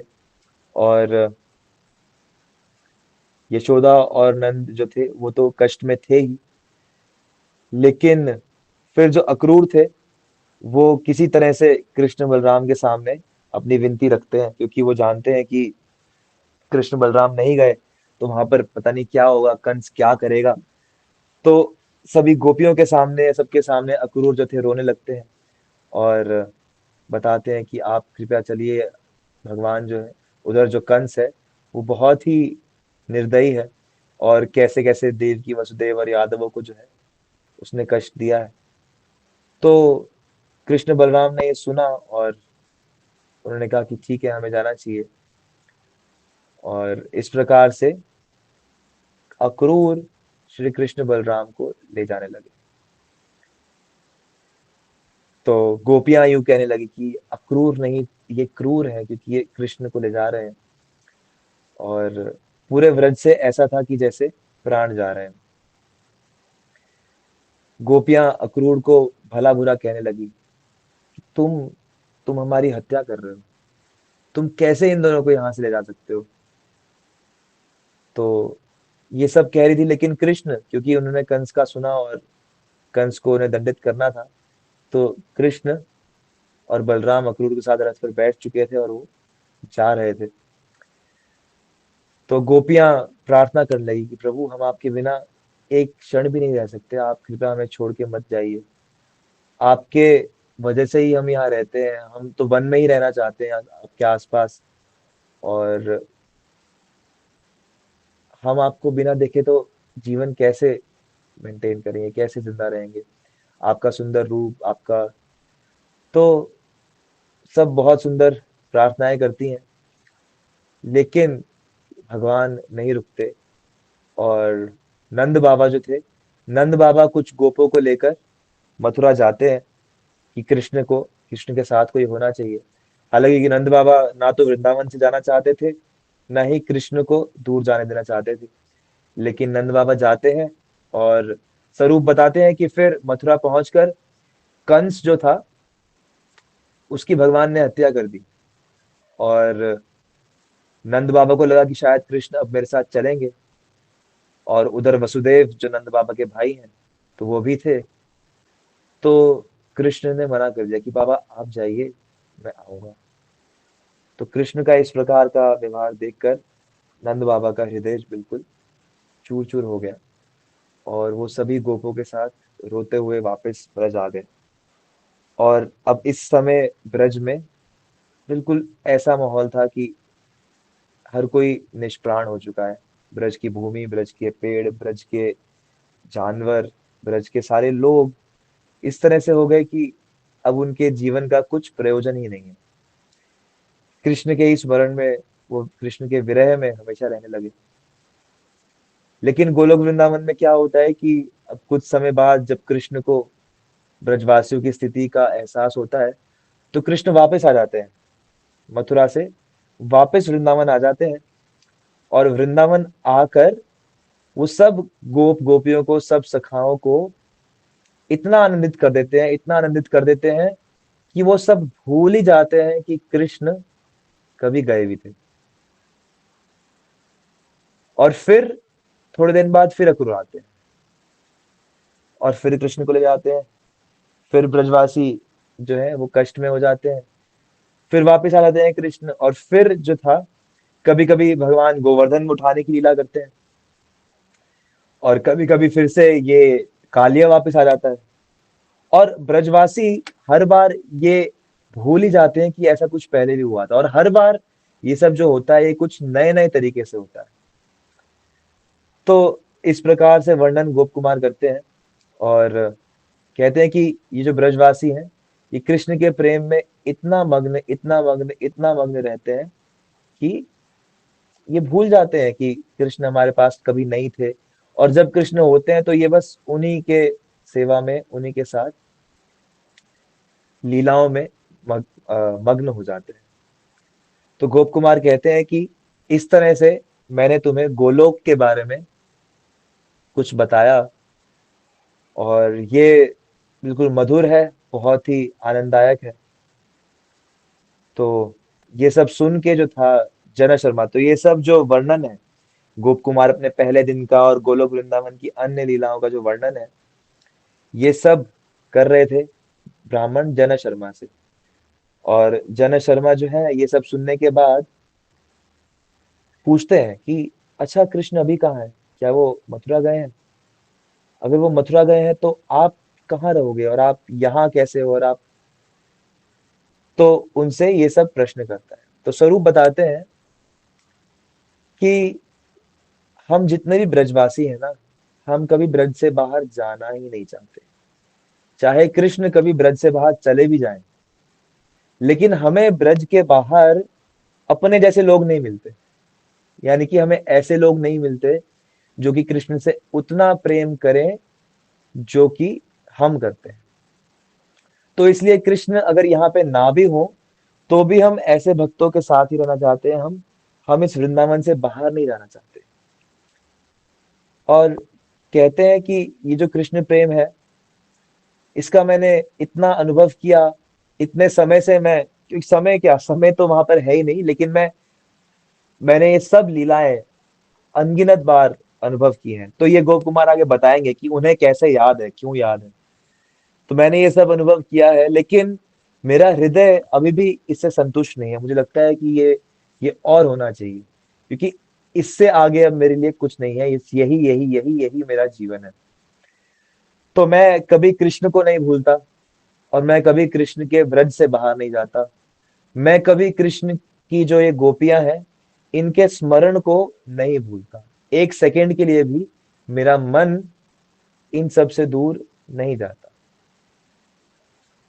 तो कृष्ण ने मुझ पर ये कृपा की, और हालांकि ये सब मुझे किसी को नहीं बताना चाहिए, लेकिन फिर भी मैंने ये तुम्हें बताया। तो कुछ समय गोलोक में रहने के बाद मुझे ये समझ में आया कि ये जो गोलोक वृंदावन है और ये जो भौम वृंदावन है, ये बिल्कुल भी अलग नहीं है। यहाँ वाला जो वृंदावन है और वहां वाला वृंदावन है, ये बिल्कुल एक ही है। और इसीलिए अब अगर कृष्ण कभी मथुरा में भी होते हैं तो मैं कभी यहाँ होता हूँ, कभी वहां होता हूँ, और मुझे इन दोनों जगह में कोई भेद ही नहीं लगता। मुझे गोलोक वृंदावन और भौम वृंदावन में कोई भेद नहीं लगता। और मेरा मन, मेरी आंखें, मेरे कान इन धामों के अलावा और कहीं जाते ही नहीं है। जैसे हम आज भी देखते हैं कई सारे संत होते हैं जो अखंड ब्रजवास लेते हैं कि हम ब्रज से बाहर जाएंगे ही नहीं। तो ये गोप कुमार की ऐसी स्थिति है कि मेरा मन ब्रज के कभी बाहर जाते ही नहीं है। और मैं कभी ये सोच ही नहीं पाता कि कृष्ण ब्रज के बाहर भी है, क्योंकि ब्रज के बाहर उन्होंने कृष्ण को कभी देखा ही नहीं। ब्रज के बाहर उन्होंने अगर द्वारका में श्री कृष्ण को देखा भी तो भी उस रूप से उनको संतुष्टि नहीं हुई। तो गोप कुमार आगे बताते हैं कि मैं बहुत बार देखता हूँ, कई बार वैकुंठ वासियों को इधर से उधर जाते हुए देखता हूँ, लेकिन उनको देखकर मुझे कभी ऐसा नहीं लगता कि मैं उनके जैसा हो जाऊं। और कभी भी ऐसा नहीं लगता कि इनके भाग्य बहुत अच्छा है, बल्कि कभी ऐसा लगता है कि ये कितने कष्ट में है, क्योंकि ये कृष्ण से दूर है, ये कृष्ण को अभी नहीं जानते, कृष्ण के साथ जो दिव्य आनंद है वो इनको अभी नहीं मिल रहा। तो इस प्रकार से मैं ये सब देखता हूँ, और कभी कभी जब मैं ब्रजवासियों को नहीं देखता तो मुझे कई बार दुख होता है, लेकिन फिर जब मैं कुछ समय बाद कृष्ण को देखता हूँ तो वो ही, उनका दर्शन जो है वो मेरे आनंद का कारण बन जाता है।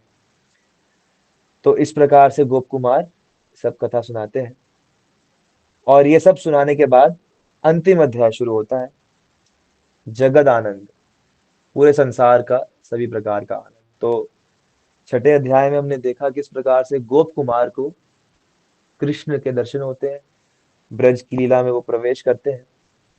और इस अध्याय में हम आगे देखेंगे कि गोप कुमार जो है स्वरूप, वो ब्राह्मण से कहते हैं कि देखो मैंने तुम्हें सब बता दिया, जो कृपा मुझ पर हुई वो तुम पर भी हो चुकी है, क्योंकि तुम्हें भी वो मंत्र मिला है जो मुझे मिला था।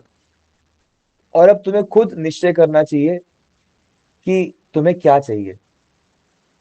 तुम्हारे लिए असल में प्राप्त करने के लिए कुछ बचा नहीं है, क्योंकि मैं देख सकता हूँ कि भगवान ने तुम पर कृपा कर दी है, क्योंकि तुम ऐसे तो, क्योंकि ये सब जन शर्मा ने सुना है और ये जो गोप कुमार ने सुना है तो ये हमने भी सुना है, तो ये हमारे ऊपर भी विशेष कृपा है, और ये भगवान की ऐसी कृपा है कि ये बहुत ही सीक्रेट बातें हैं। ये सब बातें जो है, हालांकि हम भक्तों की संगति में बार बार सुनते हैं, लेकिन इसको समझ पाना ये बहुत ही दुर्लभ है। और गोप कुमार बताते हैं कि आज सुबह ही गोप कुमार अब अपने मिलन का रहस्य बताते हैं कि वो क्यों जनक शर्मा से मिलने आए। तो कहते हैं कि आज सुबह जब मैं अ, जंगल में था, क्योंकि कृष्ण तो मथुरा में थे, ऐसी स्थिति अभी बताते हैं। तो मैं जो था, मैं श्री राधिका के समीप गया, तो राधा रानी ने मुझे कहा कि मेरा एक भक्त आ रहा है वृंदावन में, एक ब्राह्मण भक्त आ रहा है, तो तुम जाओ और तुम उस पर कृपा करो। तो उनकी आज्ञा से ही मैं तुमसे मिलने आया, तो श्री राधा रानी की आज्ञा से मैंने तुम्हें ये सब बताया। और क्योंकि राधा रानी ने कहा था, और क्योंकि मुझे तुम्हें ये सब बताना था, इसलिए मैं उस सब धाम से अलग आ पाया। तो कृष्ण के बारे में प्रचार करना वो भक्तों का परम आनंद का स्रोत होता है। तो इसलिए गोप कुमार कह रहे हैं कि देखो मैं बस इसलिए यहाँ पर आ पाया क्योंकि राधा रानी का, तो ये राधा रानी की आज्ञा है प्रचार की, यहाँ पर पता चल रहा है, और राधा रानी ने कहा इसलिए मैं यहाँ पर आ पाया। तो ये सब बोलने के बाद अब परीक्षित महाराज कहते हैं, वर्णन करना शुरू करते हैं कि जब ये सब ब्राह्मण ने सुना, तो अभी भी ब्राह्मण के मन में कुछ संशय रह गया था शायद। तो गोप कुमार ने जब ये देखा तो गोप कुमार ने अपना हाथ ब्राह्मण के सर पे रख दिया, और उस दिव्य हाथ के स्पर्श के प्रभाव से उस ब्राह्मण को वो सब एहसास हो गया जो गोप कुमार ने अभी कह के सुनाए।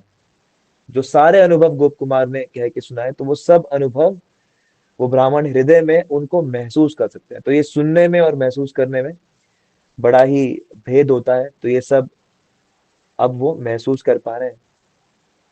और यहाँ पर विशेष रूप से सत्संग का, तो ये इस श्लोक का बहुत ही सुंदर और बहुत ही बड़ा तात्पर्य सनातन गोस्वामी ने लिखा है, जिसमें वो कहते हैं कि साधुओं का संग ही हमारी कृष्ण चेतना को, हमारे भगवत प्रेम को जगा सकता है, जिस प्रकार से गोप कुमार के हाथ के स्पर्श से जना शर्मा का प्रेम जाग जाता है। तो जना शर्मा जो थे, अब वो जो बीमारी थी पागलपन की, वो जना शर्मा को भी लग जाती है, और वो इधर उधर भागने लगते हैं, नाचने लगते हैं, गाने लगते हैं, कृष्ण कृष्ण चिल्लाने लगते हैं, और इधर उधर लोगों से पूछने लगते हैं कि तुमने कृष्ण को देखा है क्या, तुमने कृष्ण को देखा है क्या। तो इधर उधर घूमते हुए उन्हें फिर से दिखते हैं स्वरूप, तो उन्हें दिखता है कि स्वरूप भी जो है वो बड़े आनंद में है। और इतने में परीक्षित महाराज बताते हैं क्या होता है कि फिर से बहुत ही विशेष ध्वनि होने लगती है। तो भौतिक ब्रह्मांड में गोकुमार थे, और इतने समय में शायद गोलोक में कृष्ण वापस आ चुके थे। तो बहुत सारे बाजे, बहुत सारी वंशियां, गायों की आवाज से मिश्रित, और बहुत सारे ढोल, और बहुत सारी वीणाएं, और बहुत सारी वो पत्तों की गोप सीटियां बना बजा के, पत्तों से सीटियां बजा बजा के, तो ऐसी ध्वनि हो रही थी कि पूरा ब्रह्मांड जैसे कांप गया हो। और गोप कुमार स्वरूप और ये ब्राह्मण उस ध्वनि की ओर भागने लगे, और वहां उन दोनों को, तो स्वरूप तो पहले ही देख चुके हैं, लेकिन अब जन शर्मा को पहली बार गोपाल के दर्शन होते हैं, जो कि श्याम वर्ण के हैं, और यौवन से यौवन से सुसज्जित है। उनके दर्शन करके दोनों को बहुत ही विशेष आनंद आ रहा था। और बहुत सुंदर वर्णन है किस तरह से उनके गर्दन में मोतियों की माला है, मोर मुकुट है, उनकी छाती पर श्रीवत्स का चिन्ह है, और उनके गले में जो है अलग अलग प्रकार की फूलों की मालाएं हैं। उनका वीर्य ऐसा लगता है कि जैसे हजारों शेर एक साथ आ गए हों। और तुलसी और गुंजा माला, और उनकी कमर पे अलग अलग प्रकार के बेल्ट मोतियों के सब बंधे हुए हैं। उनकी बाजुओं में बाजू बंद, और हथेली में, कलाई में आर्मलेट्स। तो ये सब बहुत सुंदर तरीके से वो सजे हुए हैं, वो वंशी बजा रहे हैं। और उनकी नाक पर एक बहुत ही सुंदर पुष्प लगा हुआ है, और उनके बाल बिल्कुल ऐसे हिल रहे हैं, बहुत ही मस्त तरीके से। और उनका पूरा जो देह है वो गोधूलि से आच्छादित हो रहा है, जैसे गौएं गौएं चल रही हैं तो धूल बहुत ज्यादा उड़ रही है। और जब श्री कृष्ण देखते हैं जनक शर्मा को, तो बहुत खुश होते हैं, जैसे कि गोप कुमार को देखते ही खुश हुए थे। और ये दोनों भगवान के चरणों में गिर जाते हैं, और भगवान फटाफट आकर इनको आलिंगन करते हैं, और जनक शर्मा से बिल्कुल उसी तरह से उनका कुशल पूछते हैं कि आप कैसे हो, इतने समय बाद मुझे बहुत आनंद हो रहा है आपको देख के। और आप आप तो मथुरा के चंद्र हो, और आपके यहाँ आने से मुझे ऐसा लग रहा है कि मैं पूर्ण हो गया। इस प्रकार से भगवान बहुत ही मीठे शब्द, और वो कहते हैं अब आप बस यहीं रहो, और आप हमेशा यहीं रहो। तो जनक शर्मा जो थे वो कुछ कह नहीं पा रहे थे भगवान से, उनका गला सूख रहा था, उनकी आंखों से आंसू बहे जा रहे थे, और वो कृष्ण के चरण पकड़ के बहुत जोर से रोना चाहते थे। तो उन्होंने इसी प्रकार से किया। और कृष्ण अब जैसे कोई मिलता है तो कुछ गिफ्ट देते हैं, तो कृष्ण कहते हैं कि मैं इसको क्या गिफ्ट दूं, इसको तो मैं अपने आप को ही दे सकता हूँ। तो कृष्ण अपने आप को उस ब्राह्मण को दे देते हैं। तो अपने खुद के आभूषण उतार के वो उस ब्राह्मण को सजाने लगते हैं, और इस प्रकार से भगवान खुद उस ब्राह्मण को गोप वेश में सजा देते हैं। और अब वो ब्राह्मण बिल्कुल गोप कुमार जैसा ही दिखता है, और भगवान ने एक वंशी भी जनक शर्मा को दे दी। तो इसके बाद तो ये सब यमुना के तट पे आए थे, तो भगवान ने अपनी वंशी बजाई, और सभी गायें जो थी भगवान की वंशी के धुन से जल पीने लगी। और भगवान जो जो इशारा करते थे तो सभी पशु, सभी उनकी बात को समझ के ऐसे करते थे। इसके बाद फिर भगवान अपने सखाओं के साथ, और इन दोनों के साथ भी, तो ये सब लीलाएं अब जनक शर्मा इनका हिस्सा बन रहे हैं। तो भगवान अपने सब सखाओं के साथ जल में कूद गए, और बहुत सुंदर जल क्रीड़ाएं करने लगे। तो जनक शर्मा इस आनंद को समा नहीं पा रहे हैं, और बहुत ही आनंदित महसूस कर रहे हैं, भगवान के साथ खेल रहे हैं, यमुना का जल उछाल रहे हैं। और कुछ सखा बाहर खड़े होकर अलग अलग प्रकार से संगीत बजा रहे हैं, नाच रहे हैं। और फिर कभी कभी भगवान जल के नीचे छुप जाते हैं, तो सभी सखा विहल हो जाते हैं, और भगवान को ढूंढने लगते हैं। और फिर भगवान दूर से कहीं से बाहर निकलते हैं, और सभी सखा उनको पकड़ने के लिए पीछे भागते हैं उनके। तो इस प्रकार से बहुत सुंदर लीलाएं करते हुए फिर सखा जो है, सखाओं के साथ भगवान बाहर आते हैं। तो सखा अब अलग अलग वृक्षों से अलग अलग पुष्प तोड़ के लाते हैं, अलग अलग प्रकार की मालाएं भगवान के लिए बनाते हैं और उनसे उनको सजाते हैं। फिर कुछ सखा जो थे वो भगवान के लिए अलग अलग फल तोड़ के लाते हैं, और कुछ सखा अपने अपने घर से जो लेके आते हैं। तो सब सखा एक साथ बैठ जाते हैं। और यहाँ हम देख सकते हैं कि ये एक ब्राह्मण जो है, जो पूरे कपड़े पहने हुए हैं, वो मथुरा ब्राह्मण है, जो अभी नए नए गोप जैसे लग रहे हैं। और बाकी सब सखा भगवान के साथ ये भोजन लीला का आनंद करते हैं। तो सब सर्कल बनाकर भगवान के साथ बैठ जाते हैं, और भगवान सबके घर से जो जो भोजन आया था सब कुछ खाते हैं। और हर एक गोप को ऐसे ही लगता है, जैसे पहले भी चर्चा की, कि भगवान मेरे ही द्वारा दिया हुआ भोजन खा रहे हैं। इसके बाद भगवान जो थे वो श्रीदाम की गोदी में सर रख के लेट गए, और कुछ सखा भगवान के चरण दबाने लगे, कुछ सखा भगवान के हाथ दबाने लगे, कुछ सखा भगवान के लिए खड़े होकर पंखा करने लगे, और कुछ सखा भगवान के बहुत सुंदर संगीत करने लगे। तो इस सब के बाद फिर कृष्ण जो थे वो उठे, उन्होंने आचमन किया, मुंह हाथ धोया, और ये सब लीला करने के बाद कृष्ण जो थे वो वापस नगर की ओर चलने लगे। तो नगर की ओर जाते हुए फिर से वही जो शोर था, जो बिगुल थे, जो वंशी थी, जो गायों की आवाज थी, वो सब बहुत जोर से बढ़ने लगी। और श्री कृष्ण ने जनक शर्मा को गोप कुमार के अनुगत्य में रख दिया कि आप अब इन्हें ले जाओ, और नगर में जो जो होना है इनके बारे में इन्हें पहले ही बता दो, ताकि ये नगर में ठीक तरीके से व्यवहार कर सके। तो ये सब वर्णन करने के बाद महाराज परीक्षित कहते हैं कि मैया, अब मैंने आपको आपके सारे प्रश्नों के उत्तर दे दिए। मैया ने पूछा था कि ऐसा कैसे हो सकता है कि भगवान के सभी भक्त वैकुंठ जाए, क्योंकि वैकुंठ में तो सामान्य भक्त भी जाते हैं, तो ये जो राधा रानी के आश्रित हैं, ये जो ब्रज के भक्त हैं, ये कहाँ जाते हैं? तो उसके उत्तर में महाराज परीक्षित ने गोलोक महात्म्य सुनाया। गोलोक ऐसा स्थान है जो वैकुंठ, सभी वैकुंठों के बीच में ही अयोध्या और द्वारका भी आता है, लेकिन उन सभी वैकुंठों से बहुत अधिक दूरी पर ये विशेष गोलोक वृंदावन धाम आता है। और ये माधुर्य धाम है, यहाँ पर मधुर प्रेम है। अभी तक कहीं पर भी कृष्ण आकर गोप कुमार के गले नहीं लगे थे, बेहोश नहीं होते। गोप कुमार चाहते थे, जब जब नारायण के भी उन्होंने दर्शन किए, तो वो चाहते थे कि वो भाग के उनके गले लग जाए, लेकिन वहां उन्हें रोक लिया गया, क्योंकि वैकुंठ जो है वो ऐश्वर्य धाम। श्री राम के भी वो गले लगना चाहते थे, लेकिन उनके चरणों में गिर गए। और द्वारका में चाहते थे, लेकिन सभा के कारण वो उस तरह से प्रेम से आलिंगन नहीं कर पाए। और ब्रज में हमने देखा किस तरह से उन्होंने आलिंगन किया, उनके मुख को चुंबन किया, और उनको देखकर बेहोश ही हो गए स्वयं कृष्ण।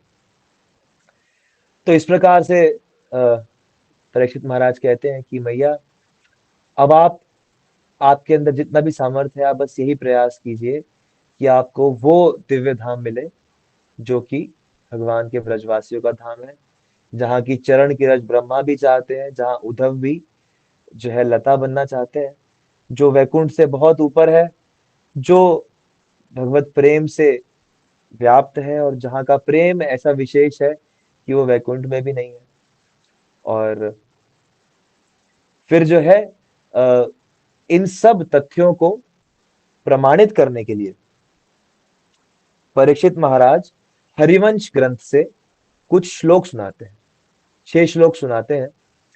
तो ये हरिवंश क्या है? ये महाभारत का एक पूरक लिटरेचर है। जैसे महाभारत जो वैशंपायन ऋषि ने सुनाई थी जन्मजय को, उसी का एक कॉरोलरी लिटरेचर है हरिवंश। तो इस हरिवंश में पहले से ही गोलोक का महात्म्य दिया हुआ है। तो यहाँ पर बताया गया कि ये जो श्लोक अपने इस कथा को प्रमाणित करने के लिए परीक्षित महाराज ये श्लोक सुनाते हैं, 5 श्लोक। तो कहते इन श्लोकों का मर्म ये है, जो हम पूरा चर्चा कर चुके, कि इस ब्रह्मांड में ब्रह्मलोक है, ब्रह्मलोक से ऊपर शिवलोक है, शिवलोक से ऊपर वैकुंठ है, और वैकुंठ लोक में से भी ऊपर जो है वो गोलोक है। तो ये 84-85 श्लोक, ये जो हरिवंश का है, इसको मैं पढ़ देता हूँ। गवामेव तु गोलोको दुरारोहा हि सा गतिः स तु लोकस्त्वया कृष्ण सीदमान कृतात्मना। गोलोक तक उठ जाओ, गौओं का लोक, वहां तक उठना सबसे कठिन है, लेकिन कृष्ण वहीं पर है। और ये कृष्ण ही है जो गौओं की रक्षा करते हैं और गौओं के पालक हैं। तो गोलोक तक उठ जाओ, तो ये हरिवंश में आता है। और फिर स्कंद पुराण का प्रमाण देते हैं। स्कंद पुराण में भगवान कृष्ण अर्जुन से कहते हैं कि मैं बहुत सारे रूपों में इस ब्रह्मांड में रहता हूँ, लेकिन मैं हमेशा गोलोक में रहता हूँ। एवं बाहु विधय रूपैस चरमाशय वसुंधराम ब्रह्मलोकम च कौन्तेय गोलोकम च सनातनम इति। मैं पृथ्वी पर बहुत रूपों में अवतार लेता हूँ, ब्रह्मलोक में भी रहता हूँ, लेकिन गोलोक में सनातन रूप से रहता हूँ। तो ये प्रमाण देते हैं। तो ये सब सुनने के बाद महाराज परीक्षित अपने धाम चले जाते हैं। और उनके पुत्र जन्मजय, जो कि जैमिनी ऋषि से ये पूरा वर्णन सुन रहे हैं, तो कहते हैं कि ये श्लोक तो मैंने भी पहले सुने थे। जो अभी अभी हरिवंश के श्लोक पिताजी ने मैया को सुनाए थे, ये तो मैंने सुने थे वैशंपायन ऋषि से, लेकिन उस समय मैं इनका अर्थ नहीं समझ पाया था। और अब आपके मुख से सुनकर मुझे बहुत आनंद हो रहा है। तो जैमिनी ऋषि अब प्रारंभ करते हैं, अब कंक्लूड करते हैं। जैमिनी ऋषि कहते हैं कि तो मैंने गोलोक के बारे में बहुत सुना है, और मैं भी कुछ और अन्य प्रमाण देना चाहता हूँ जो कि इन सब बातों की पुष्टि करते हैं। तो यहाँ पर कुछ अंत में श्लोक सुनाते हैं। और जन्मजय ये सुनना भी चाहते थे, क्योंकि वो अभी भी तृप्त नहीं थे, उनको इच्छा थी कि मैं और सुनूं। तो जैमिनी ऋषि ये श्लोक सुनाते हैं। तो ये कुछ श्लोक ब्रह्म संहिता के हैं। आनंद चिन्मय रस प्रतिभाविताभिस्ताभिर्येव निज रूपतया कलाभि गोलोक एव निवासत्यखिलात्म भूतो गोविंदमादि पुरुषम तमहम भजामि। तो मैं ऐसे गोविंद का भजन करता हूँ जो आनंद चिन्मय रस से भावित होकर अपने ही निज रूप यानी राधा रानी के साथ गोलोक में रहते हैं। और राधा रानी और उनकी बहुत सारी कलाएं, सखियां, सखा, तो मैं ऐसे भगवान का भजन करता हूँ। फिर ब्रह्म संहिता का ही श्लोक है। गोलोक नाम निज धाम नितले च तस्य देवी महेश हरिधाम सुतेषु तेषु ते ते प्रभाव निचया विहिताश्च येन गोविंदमादि पुरुषम तमहं भजामि। गोलोक में श्री कृष्ण रहते हैं और उसके नीचे विष्णु धाम है, महेश धाम है, देवी धाम है। तो ये जो ब्रह्मांड है, ये देवी धाम है।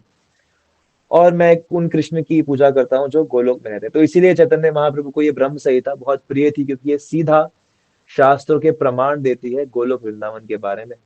और अंत में जो श्लोक ब्रह्मा जी कहते हैं, श्रीयः कांतः कांतः परम पुरुषः कल्पतरवो। तो श्रीयः, ये धाम जो है श्री है, सौंदर्य से भरा हुआ है। और इसका जो सौंदर्य है वो किससे आता? तो कांता और कांत। तो कांता राधा रानी और कांत कृष्ण। और ये कोई साधारण कांता कांत नहीं, ये परम पुरुष है। और यहाँ पर असंख्य कल्प तरबो, कल्प वृक्ष है। यहाँ की द्रुमा भूमि चिंतामणि गणमयी तोयम अमृतम। यहाँ की भूमि चिंतामणि है, यहाँ का जल अमृत है। कथा गानम, यहाँ पर वार्तालाप जो होता है वो गायन के रूप में होता है। कोई सीधी सीधी जैसे अभी मैं बोल रहा हूँ ऐसे नहीं बात करते, गा गा के सुनाते हैं। और वर्णन आता है कि किस तरह से राधा रानी और कृष्ण स्वयं अपने सखा सखियों को संगीत की शिक्षा भी देते हैं। तो नाट्यम गमनपि, चलते हैं तो नाचते हुए चलते हैं। वंशी प्रिय सखी, वंशी जो है वो सभी की, तो ये सभी गोप जो है वंशी लेके चलते हैं। और सभी गोपियां भगवान की वंशी छीनना चाहती है। तो वंशी प्रिय सखी, ये वंशी एक गोलोक की विशेष अ, वो है। और चिदानंदम ज्योति परम अपि तथा स्वादन, तो स्वयं प्रकाशमान जगत है। क्षीराब्दी स्रवती सुरभि सुमहान, अनेक सुरभियां वहां पर भगवान की सेवा कर रही हैं और सभी लोकों से परे है। निमेषार्धाख्यो व व्रजति नाही यत्रपि समय है, यहाँ पर समय की कोई सीमा नहीं है। यहाँ पर अनंत काल तक जीव भगवान के साथ रहकर उनके साथ बहुत ही प्रेममयी लीलाओं का आस्वादन करते हैं और आनंद में डूबे रहते हैं। भजे श्वेत दीपम तमह गोलोक मितियम वितंतस्ते संत शिति विरजान कतिपय। तो मैं ऐसे श्री कृष्ण का भजन करता हूँ जो गोलोक में रहते हैं और संत जन भी जिनका भजन करते हैं। तो ये ब्रह्मा जी कहते हैं। तो अन्य भी और प्रमाण यहाँ पर आते हैं, श्रीमद् भागवतम के प्रमाण है जहां पर गोलोक के बारे में वर्णन आता है। और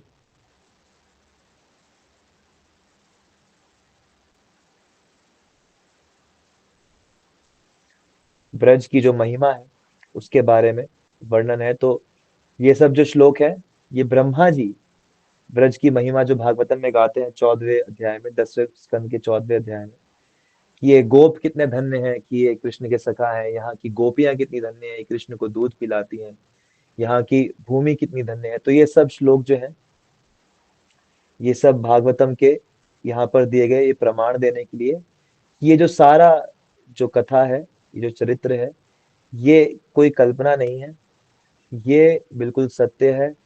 और असली सत्य यही है कि सबसे परम धाम गोलोक वृंदावन है। और जो भी बुद्धिमान व्यक्ति है जो इसको सुने समझे तो उसे गोलोक वृंदावन में ही प्रवेश करने का प्रयास करना पड़ेगा और करना चाहिए। और वो कैसे होगा? तो वो ब्रजवासियों के अ, अनुगत्य में ब्रजवासियों के जैसा प्रेम विकसित करने से होगा। तो यहाँ पर अंत में यही चीज जैमिनी ऋषि जन्मेजय को बताते हैं कि ये जो ब्रज प्रेम है ये करोड़ों वर्षों की तपस्या से, योग साधना से, वैराग्य से, ज्ञान से, वैधि भक्ति से भी प्राप्त नहीं होगा। ये केवल ब्रज के जो अ, वासी हैं वो जैसा प्रेम कृष्ण से करते हैं वैसा प्रेम विकसित करने से ही इस ब्रज को प्राप्त किया जा सकता है। तो इसीलिए तो प्रभुपाद जी से भक्तों ने एक बार पूछा कि हमें कौन से ब्रजवासी को फॉलो करना चाहिए। तो प्रभुपाद जी ने किया कि आपको मुझे फॉलो करना चाहिए क्योंकि मैं ब्रजवासी हूँ। तो हमारी जो गुरु परंपरा है बहुत ही विशेष है। और यहाँ पर जो भी सब आचार्य हुए हैं, गुरु महाराज और श्रील प्रभुपाद, भक्तिसिद्धांत महाराज, भक्ति विनोद ठाकुर और ये सब 6 गोस्वामी, तो ये सब वही ब्रजवासी हैं जिनके अनुगत्य में, जिनके जैसा प्रेम विकसित करके हम लोग इस गोलोक वृंदावन धाम को प्राप्त कर सकते हैं। तो ये सब चर्चा से यहाँ पर बहुत सारे प्रमाण शास्त्रों से देते हैं कि किस तरह से भक्ति और राग भक्ति से ही कृष्ण को प्राप्त किया जा सकता है, कृष्ण के धाम को प्राप्त किया जा सकता है। और इस सब चर्चा के बाद यहाँ पर ये ग्रंथ समाप्त होता है। तो बहुत सारी डिटेल्स प्रमाण यहाँ पर हैं जो कि भागवत के श्लोक ही हैं कुछ कुछ, और कुछ अन्य पुराणों के श्लोक हैं। तो वो आप जब ग्रंथ पढ़ें तो डिटेल में पढ़ सकते हैं, क्योंकि डिटेल में इसमें इतना कुछ है कि आज के भी 2 चैप्टर जो हमने किए उसको हम 5-6 दिन तक अगर चर्चा करें अच्छे से तो 5-6 दिन लगेंगे उसको डिटेल में चर्चा करने के लिए। लेकिन समरी क्लास के लिए इतना आज के लिए काफी है। तो यहाँ पर हम लोग आज के लिए विराम ले सकते हैं। किसी का कोई प्रश्न है तो आप लोग चर्चा कर सकते हैं, पूछ सकते हैं। हरे कृष्णा।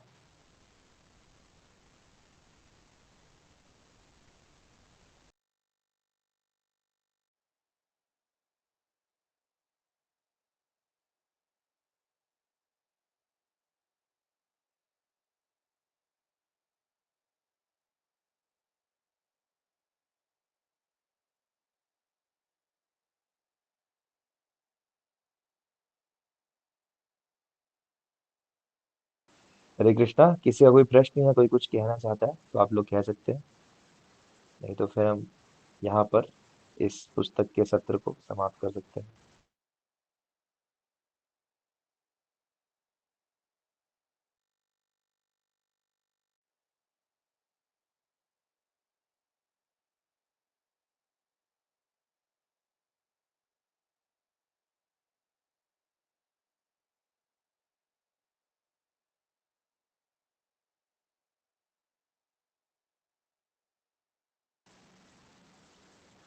तो कुछ प्रश्न मैसेज में आए हैं। पहला प्रश्न है, गोलोक वृंदावन में वध क्यों नहीं होता असुरों का? भगवान की इच्छा। कई बार कर भी देते, जैसे कंस को मार के आ गए, लेकिन कंस फिर दोबारा भी पैदा हो जाता है। और केशी और अरिष्टासुर का वध नहीं किया, उनको खेलने के लिए रख लिया। कई बार कालिया को निकाल दिया। तो भगवान की सब लीलाएं उनकी इच्छा के अनुसार होती हैं। और इसलिए भी कई बार नहीं मारते कि गोलोक वृंदावन में कोई मर नहीं सकता, शायद इसलिए में भी।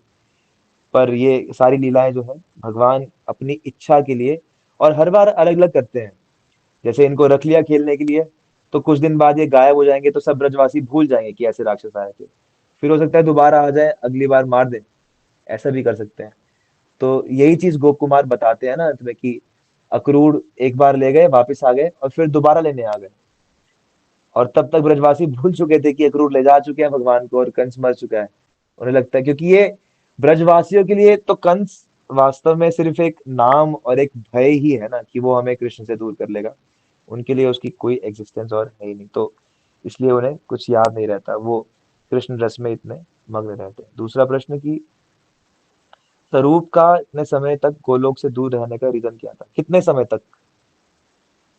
तो अगर आप ये चर्चा कर रहे हो कि पहले जब वो गोवर्धन में जन्म लिया उन्होंने तब, तो वो तो वही चर्चा है जो प्रभुपाद जी और सभी आचार्य कहते हैं, कि हम लोग भगवान से विमुख हो गए हैं।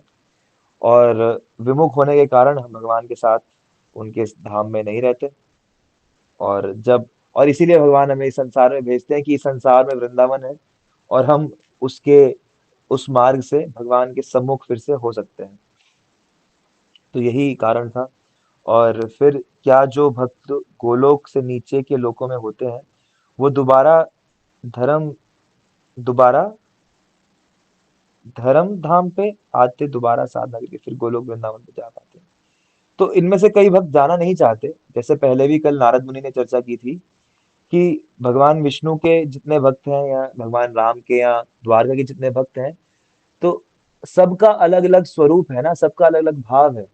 तो जो अपने भाव में स्थित हो गया है, वो उस भाव से फिर भाव को चेंज नहीं करना चाहता। जैसे हनुमान जी जानते हैं कि कृष्ण ही राम है, लेकिन वो राम जी के साथ ही रहना चाहते हैं, वो गोलोक वृंदावन नहीं आना चाहते, क्योंकि उनका वैसा ही स्वभाव है। तो इसलिए जिसका जैसा स्वभाव है, वो वैसे धाम पर आकर रुक जाता है। तो जो वैकुंठ में आकर रुक गए, उनका वैसा ही स्वभाव है। कोई कभी ऐसा भक्त गोप कुमार ऐसा वैकुंठ पहुंच जाए, जिसका स्वभाव गोप वाला हो, या जिसका स्वभाव साकेत या अयोध्या वाला हो, तो फिर वो वहां से अलग ऊपर धाम आता है। पर हाँ, जैसे कि यहाँ पर चर्चा में आया, कि वैकुंठ से गोलोक जा पाना संभव नहीं है। लक्ष्मी जी भी तपस्या करती रह गई थी, उन्हें वृंदावन में एंट्री नहीं मिली। क्यों? क्योंकि उनके अंदर वैकुंठ का भाव है। तो इसीलिए उनको ब्रज में आकर तपस्या करनी पड़ी।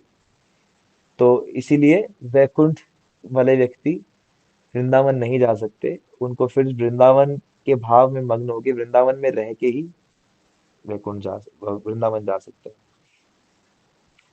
फिर लास्ट प्रश्न है, क्या श्री कृष्ण सभी जीवों के लिए भी ऐसे ही विफल होते हैं, जैसे ब्राह्मण और? हाँ, तो कृष्ण भक्त लोग यही बताते हैं, कि कृष्ण जब भी नए भक्त से मिलते हैं जो उनके धाम में प्रवेश करता है, तो वो सबको इतने ही प्रेम से स्वीकार करते हैं, और इतने ही प्रेम से उनको अपना लेते हैं। तो ये कृष्ण का स्वभाव है, कि प्रेम करना वास्तव में कृष्ण ही जानते हैं। हम लोग प्रेम करना नहीं जानते। प्रेम, असली प्रेम कृष्ण ही जानते हैं, राधा रानी ही जानती है। और वो हर जीव से उसी प्रकार से प्रेम करते हैं। हाँ, लेकिन हर जीव की आत्मीयता अलग अलग हो सकती है। जैसे ये दोनों सखा थे, तो हो सकता है कोई भगवान के दास के रूप में ब्रज में प्रवेश करे, तो उसके साथ वैसा व्यवहार करेंगे, लेकिन प्रेम से वैसा ही। कोई वात्सल्य भाव में वहां प्रवेश करे, तो उसके साथ वैसा व्यवहार होगा, लेकिन उसमें प्रेम और आत्मीयता उतनी ही रहेगी जितनी यहाँ पर थी, उस संबंध के अनुसार। तो गौरव प्रभु जी का प्रश्न है, हम भगवान की कृपा कैसे प्राप्त कर सकते हैं ताकि हम भक्ति में आगे बढ़े? भगवान की कृपा प्राप्त करने के माध्यम जो पूरे ग्रंथ में निकल के आए हैं, एक, सबसे पहले अपना मंत्र जप। दूसरा, भगवान के भक्तों की कृपा। और तीसरा, वृंदावन धाम। और चौथा, ये भागवत श्रवण जो हम श्रवण कर रहे थे। और पांचवा, भगवान के विग्रह की सेवा। जैसे गोप कुमार भी हर जगह तो ये 5 मुख्य मार्ग है भगवान की कृपा प्राप्त करने के। भगवान के विग्रह की सेवा, भागवत, वृंदावन धाम, भगवत नाम, कीर्तन, संकीर्तन और जप, और भगवान के भक्तों की संगति। क्या गोलोक वृंदावन एंड जो भूमि वृंदावन है वो सेम है? हाँ, बिल्कुल सेम ही है। और यही चीज तो गोप कुमार कह रहे हैं कि मुझे इनमें कोई डिफरेंस लगता ही नहीं। हालांकि डिफरेंस थोड़ा सा है कि यहाँ पर वो धाम की एक एम्बेसी की तरह है, जैसे यूएस की एक एम्बेसी दिल्ली के अंदर है, तो वहां पर यूएस लॉ चलता है। तो जो वहां पर जाएगा तो उसको यूएस एम्बेसी और यूएस के बीच में शायद फर्क कभी ना लगे, क्योंकि एनवायरनमेंट, बिहेवियर, लोग और लॉज सब वैसे ही हैं। लेकिन थोड़ा सा फर्क है भी और फर्क नहीं भी है। तो इस प्रकार से हम इसको समझ सकते हैं। तो आसक्ति आदि करके नेक्स्ट क्वेश्चन है कि जो अभी प्रत्यक्ष ब्रजवासी हैं क्या वो भी सारी लीलाओं का आस्वादन करते रहते होंगे? तो दूसरे लोगों के मन में, किसके मन में क्या चल रहा है वो हम नहीं जानते। और जैसे ये गोप कुमार भी शुरू से ब्रजवासी थे, लेकिन कितना समय कितनी बार बीतने के बाद ये उस लेवल तक आए कि ये भगवान की लीलाओं का इस प्रकार आस्वादन कर रहे हैं। ये जन शर्मा भी ब्रजवासी थे, मथुरा के ब्राह्मण थे, लेकिन ये छोड़ के चले गए थे कामाख्या और फिर वापस आए ब्रज में। और तब भी गोप कुमार की सब बातें सुनने पर भी इनके मन में संशय था, जब तक गोप कुमार ने इनके सर पे हाथ नहीं रखा। तो सबकी स्थिति अलग अलग होगी और सब अपने अपने अपने अनुसार उन्नति के मार्ग पर चल रहे होंगे। तो ऐसा होगा। और दीपाली माता जी का प्रश्न है, Golok Dham is the top most dham comparative to. हाँ, तो ये बिल्कुल ठीक बात है, ऐसा ही है कि वैकुंठ, साकेत, द्वारका से सबसे परम धाम जो है वो गोलोक वृंदावन धाम है।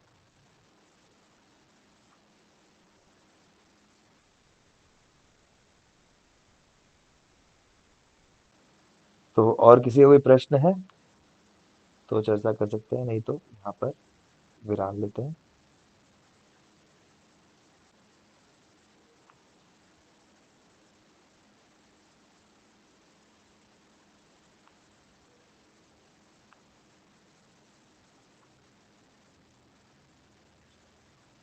तो आई थिंक किसी और का कोई क्वेश्चन नहीं है, तो फिर क्या हम यहाँ पर क्लास एंड करें?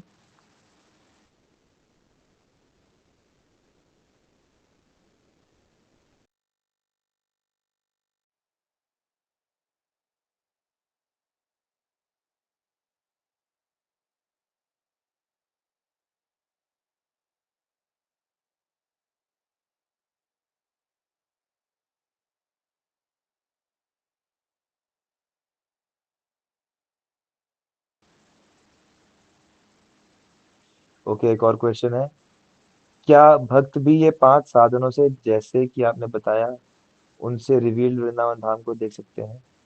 मतलब क्या इन्हीं से धाम की प्राप्ति? हाँ, तो इन्हीं में जितना जितना अनुराग, जितना लालच होगा इनको करने का, जितना मन का संयोग होगा इनके साथ, तो वैसे वैसे इन्हीं से होगा। यही तो है। अब पूरी जो गोप कुमार की कथा है, तो बार बार कथा में यही तो आता है कि गोप कुमार अपना मंत्र जप करने लगते हैं, बार बार मंत्र जप करते हैं। बार बार उनकी भगवान के विग्रह की सेवा की अभिलाषा है, उनके दर्शन की, उनको छूने की। दर्शन, छूना, ये सब तो विग्रह के साथ ही हम कर सकते हैं। और बार बार वो वृंदावन को याद करके वृंदावन में आ जाते हैं। और ये जो वृतांत वो सारा जनक शर्मा को सुना रहे हैं, भागवत का सार। और अंतिम भक्त का संग, तो गोप कुमार भी उद्धव का संग प्राप्त करके ही ब्रज तक पहुंचते हैं। तो इस प्रकार से ये 5 ही चीजें हैं, यही पकड़ लें अगर हम अच्छे से, तो हमें ये काम मिल जाएगा।